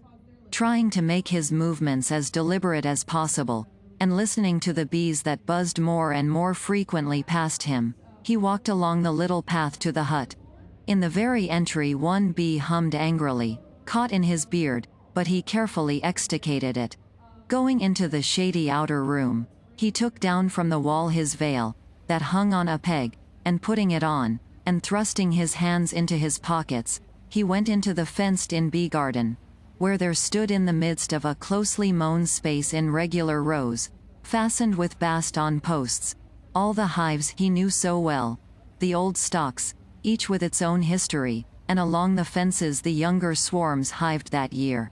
In front of the openings of the hives, it made his eyes giddy to watch the bees and drones whirling round and round about the same spot, while among them the working bees flew in and out with spoils or in search of them, always in the same direction into the wood to the flowering lime trees and back to the hives.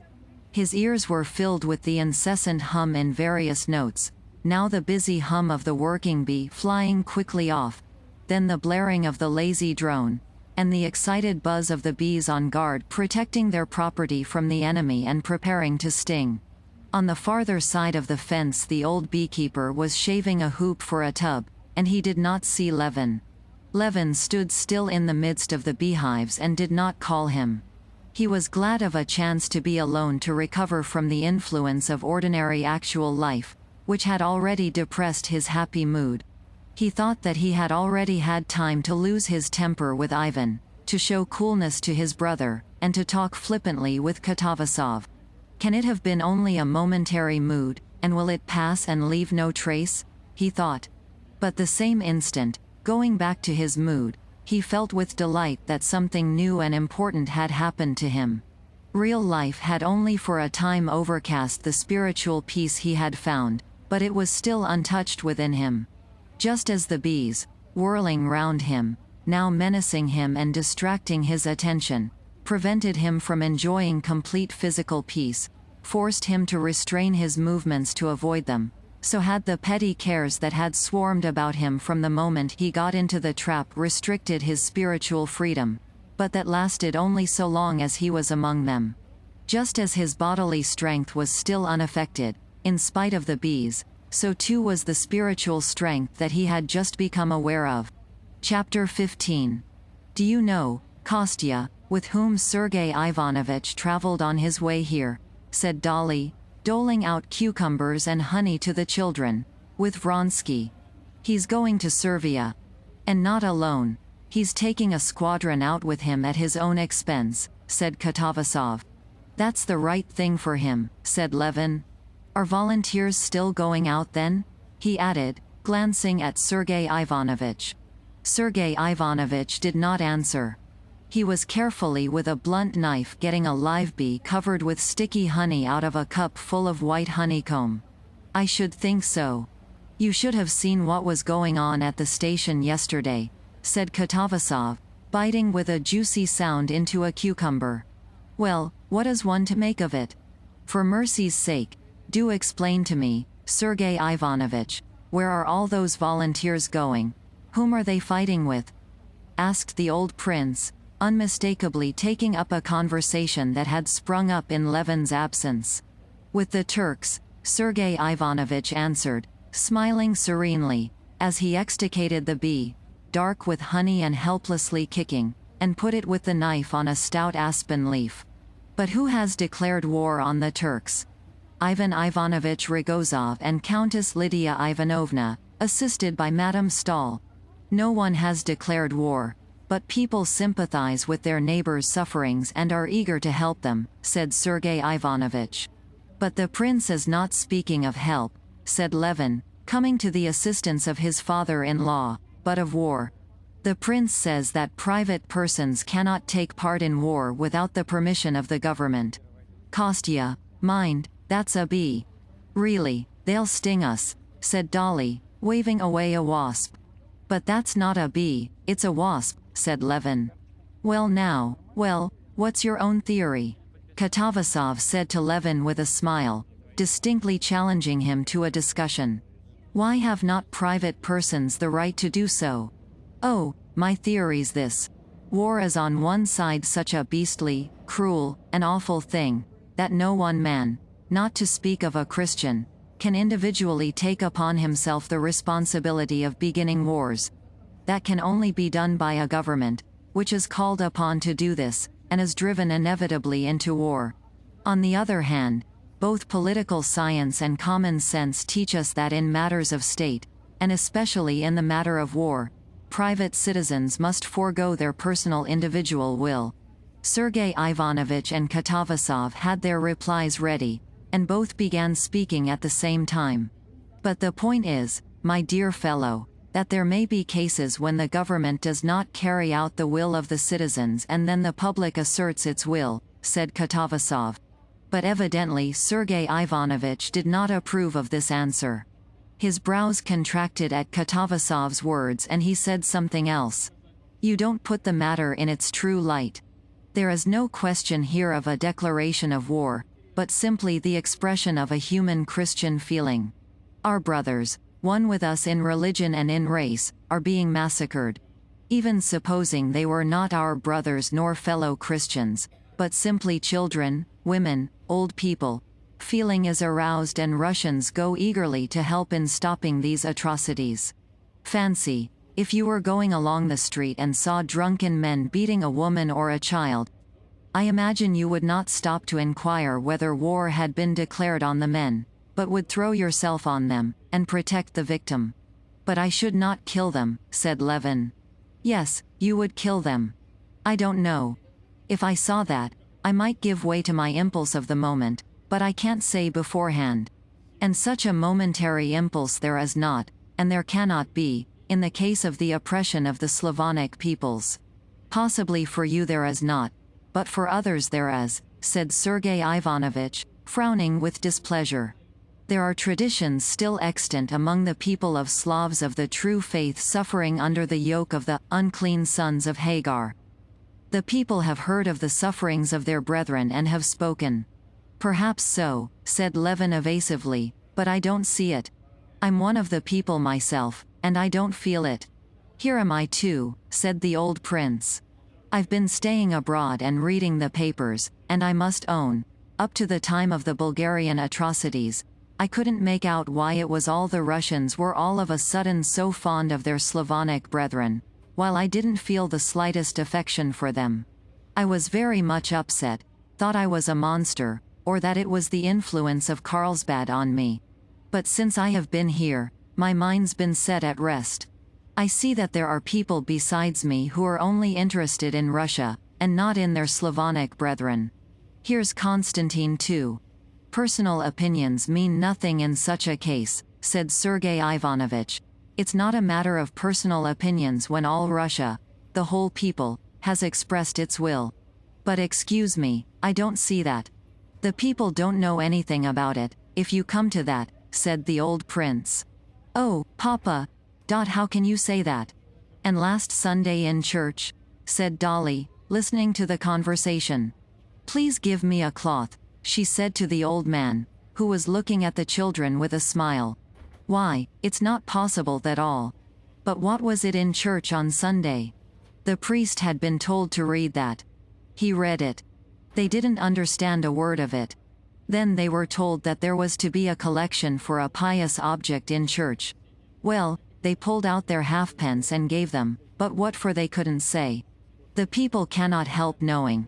The sense of their own destinies is always in the people, and at such moments as the present that sense finds utterance, said Sergei Ivanovich with conviction, glancing at the old beekeeper.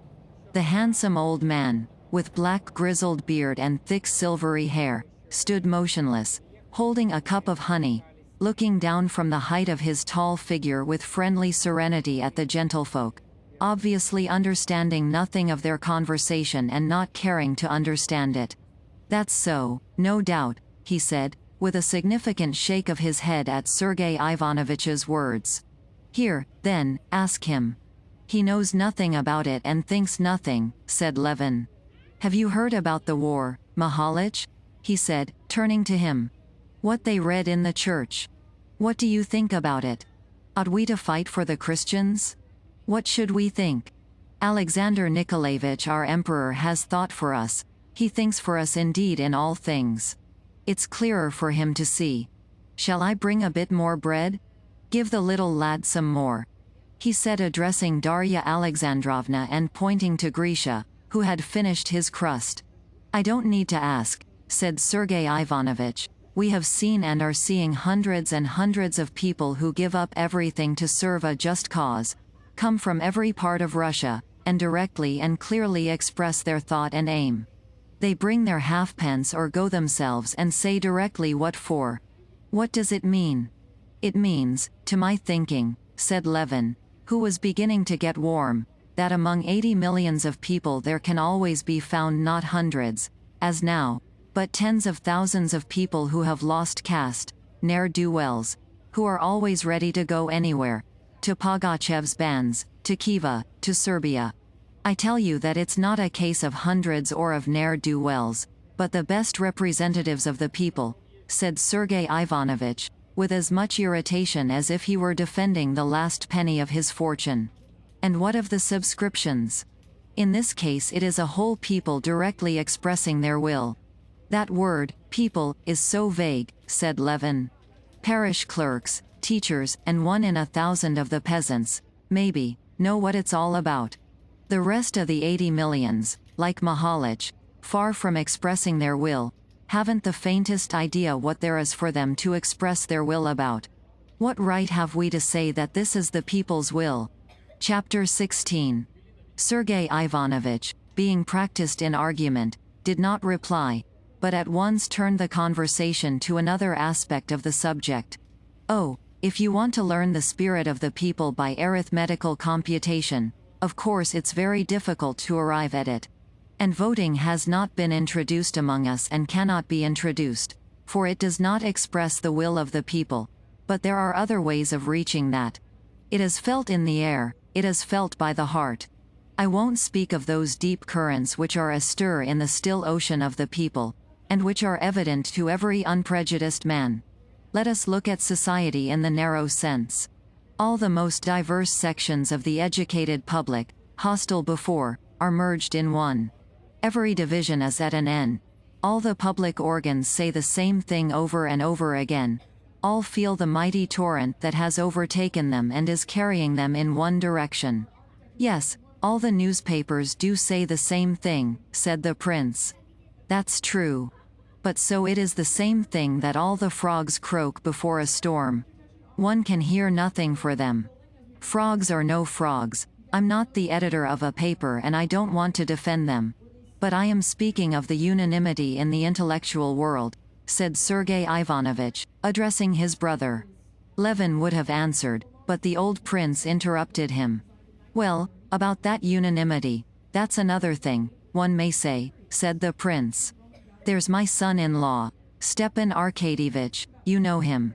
He's got a place now on the committee of a commission and something or other, I don't remember. Only there's nothing to do in it. Why, Dolly, it's no secret. And a salary of 8,000. You try asking him whether his post is of use, he'll prove to you that it's most necessary. And he's a truthful man too, but there's no refusing to believe in the utility of 8,000 rubles. Yes, he asked me to give a message to Darya Alexandrovna about the post," said Sergei Ivanovich reluctantly, feeling the prince's remark to be ill-timed. "So it is with the unanimity of the press. That's been explained to me. As soon as there's war their incomes are doubled. How can they help believing in the destinies of the people and the Slavonic races? And all that. I don't care for many of the papers, but that's unjust," said Sergei Ivanovich. "I would only make one condition," pursued the old prince. "Alphonse Karr said a capital thing before the war with Prussia. You consider war to be inevitable? Very good.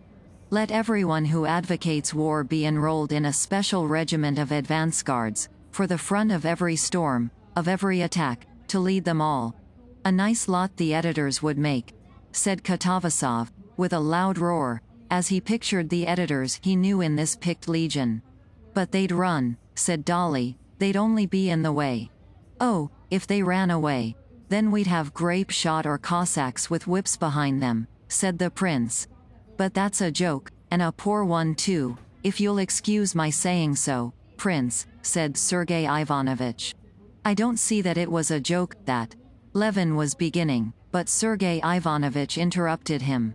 Every member of society is called upon to do his own special work, said he. And men of thought are doing their work when they express public opinion. And the single-hearted and full expression of public opinion is the service of the press and a phenomenon to rejoice us at the same time. 20 years ago we should have been silent, but now we have heard the voice of the Russian people, which is ready to rise as one man and ready to sacrifice itself for its oppressed brethren. That is a great step and a proof of strength.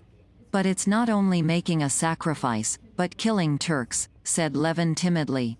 The people make sacrifices and are ready to make sacrifices for their soul, but not for murder, he added, instinctively connecting the conversation with the ideas that had been absorbing his mind. For their soul? That's a most puzzling expression for a natural science man, do you understand? What sort of thing is the soul? Said Katavasov, smiling.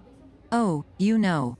No, by God, I haven't the faintest idea, said Katavasov with a loud roar of laughter.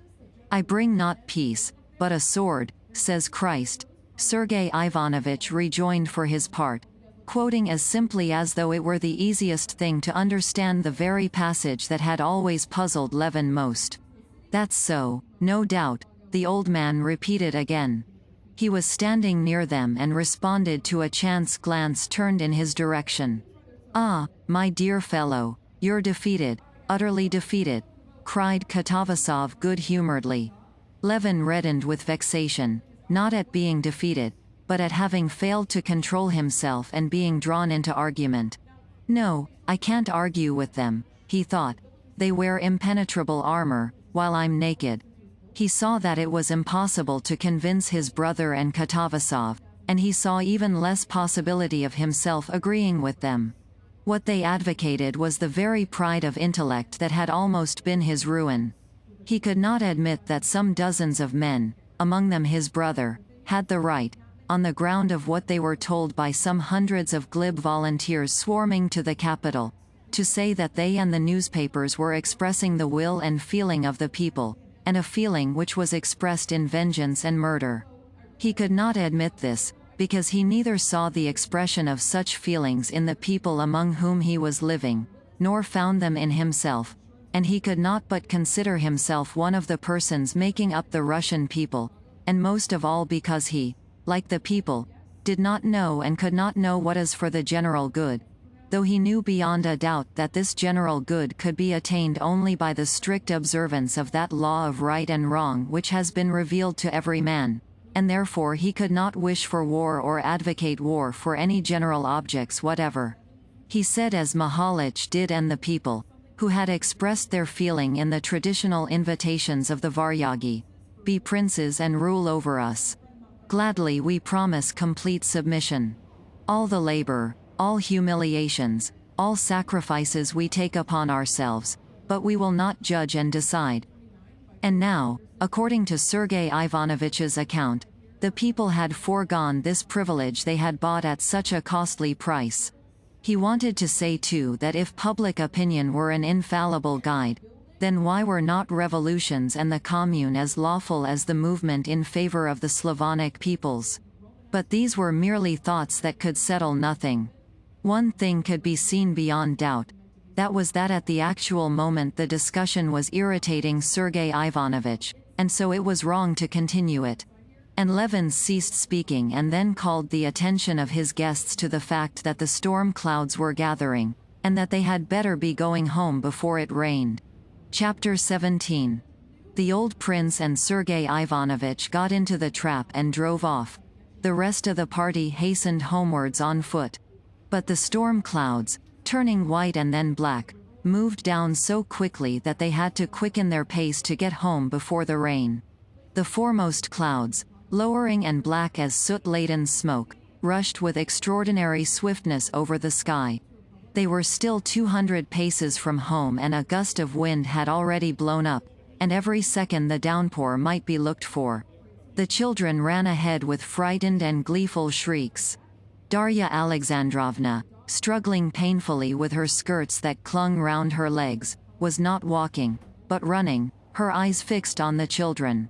The men of the party, holding their hats on, strode with long steps beside her. They were just at the steps when a big drop fell splashing on the edge of the iron guttering. The children and their elders after them ran into the shelter of the house, talking merrily. "Katerina Alexandrovna?" Levin asked of Agafia Mihalovna, who met them with kerchiefs and rugs in the hall. "We thought she was with you," she said. "And Mitya?" "In the copse, he must be, and the nurse with him."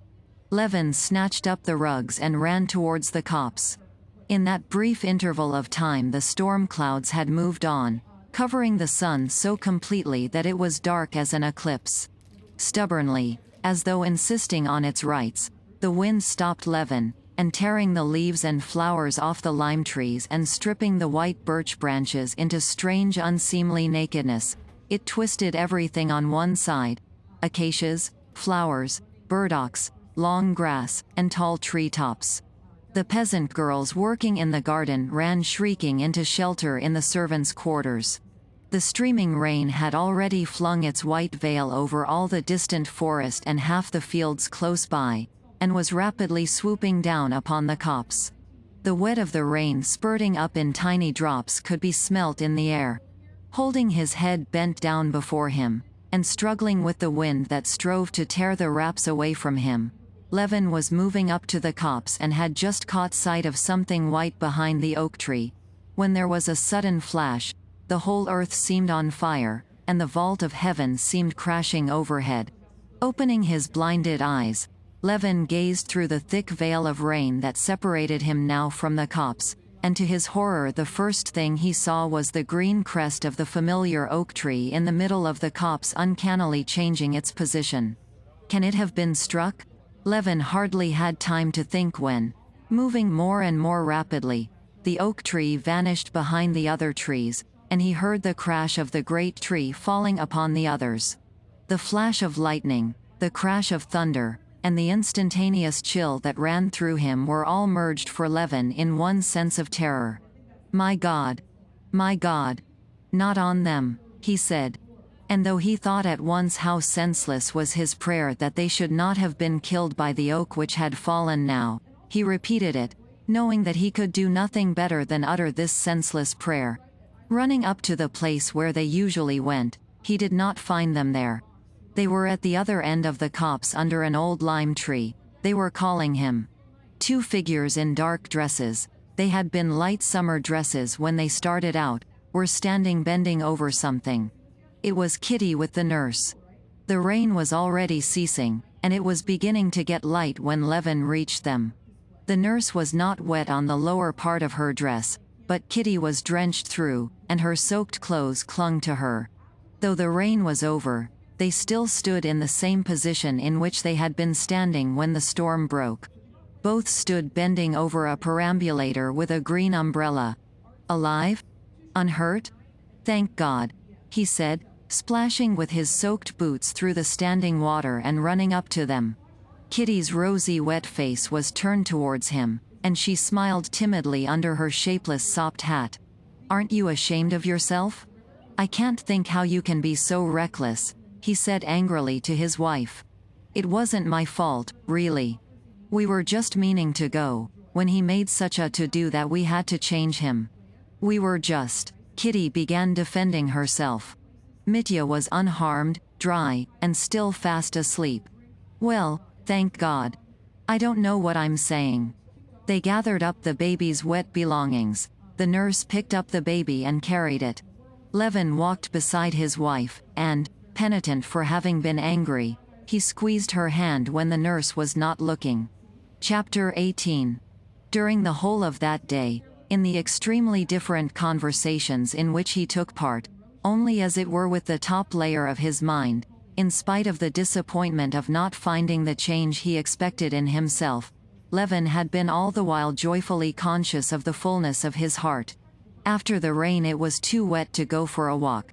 Besides, the storm clouds still hung about the horizon, and gathered here and there, black and thundery, on the rim of the sky.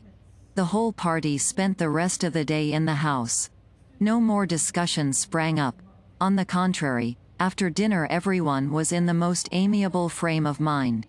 At first Katavasov amused the ladies by his original jokes, which always pleased people on their first acquaintance with him. Then Sergei Ivanovich induced him to tell them about the very interesting observations he had made on the habits and characteristics of common houseflies, and their life. Sergei Ivanovich, too, was in good spirits, and at tea his brother drew him on to explain his views of the future of the Eastern question, and he spoke so simply and so well, that everyone listened eagerly. Kitty was the only one who did not hear it all.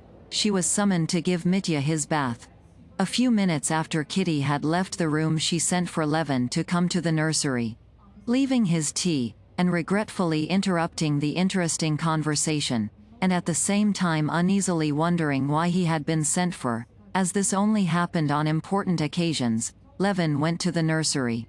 Although he had been much interested by Sergei Ivanovich's views of the new epoch in history that would be created by the emancipation of 40 millions of men of Slavonic race acting with Russia, a conception quite new to him, and although he was disturbed by uneasy wonder at being sent for by Kitty, as soon as he came out of the drawing room and was alone, his mind reverted at once to the thoughts of the morning.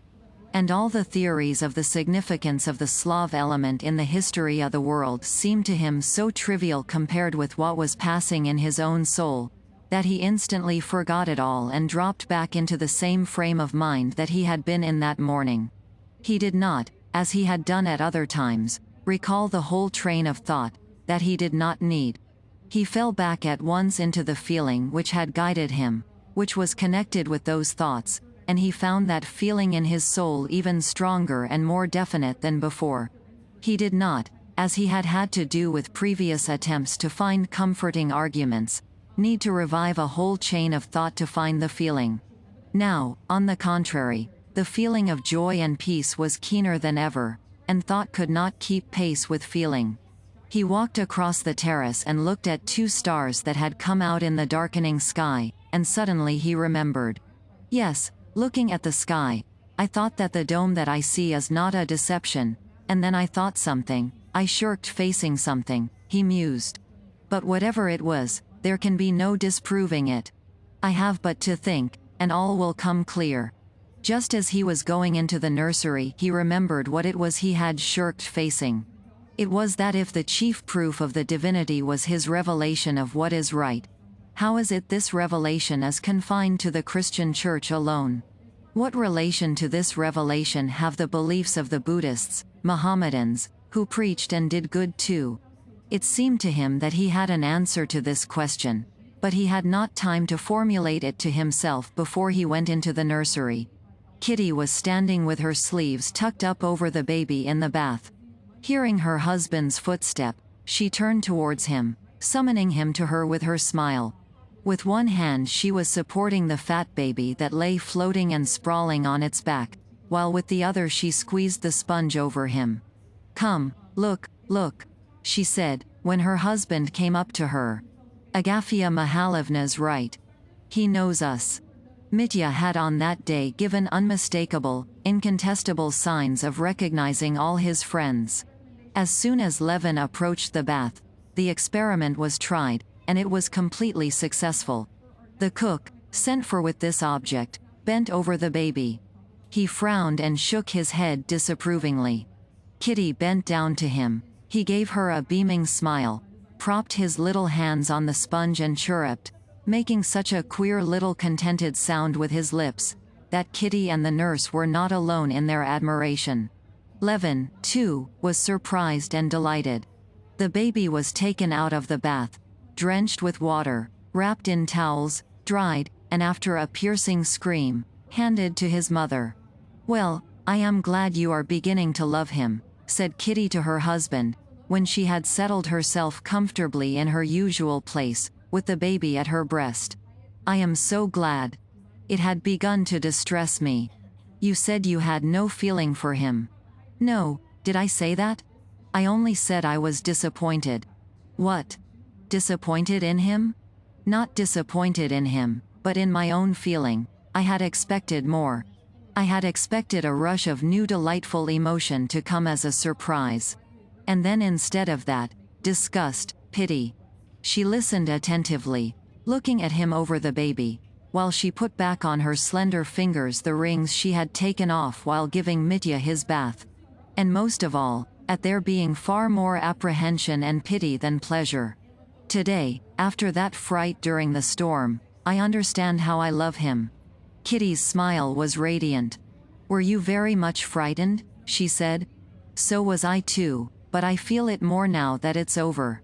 I'm going to look at the oak. How nice Katavasov is. And what a happy day we've had all together. And you're so nice with Sergei Ivanovich, when you care to be. Well, go back to them. It's always so hot and steamy here after the bath. Chapter 19. Going out of the nursery and being again alone, Levin went back at once to the thought, in which there was something not clear. Instead of going into the drawing room, where he heard voices, he stopped on the terrace, and leaning his elbows on the parapet, he gazed up at the sky. It was quite dark now, and in the south, where he was looking, there were no clouds. The storm had drifted on to the opposite side of the sky, and there were flashes of lightning and distant thunder from that quarter. Levin listened to the monotonous drip from the lime trees in the garden, and looked at the triangle of stars he knew so well, and the Milky Way with its branches that ran through its midst. At each flash of lightning the Milky Way, and even the bright stars, vanished, but as soon as the lightning died away, they reappeared in their places as though some hand had flung them back with careful aim. Well, what is it perplexes me? Levin said to himself, feeling beforehand that the solution of his difficulties was ready in his soul, though he did not know it yet. Yes, the one unmistakable, incontestable manifestation of the divinity is the law of right and wrong, which has come into the world by revelation, and which I feel in myself, and in the recognition of which, I don't make myself, but whether I will or not, I am made one with other men in one body of believers, which is called the Church.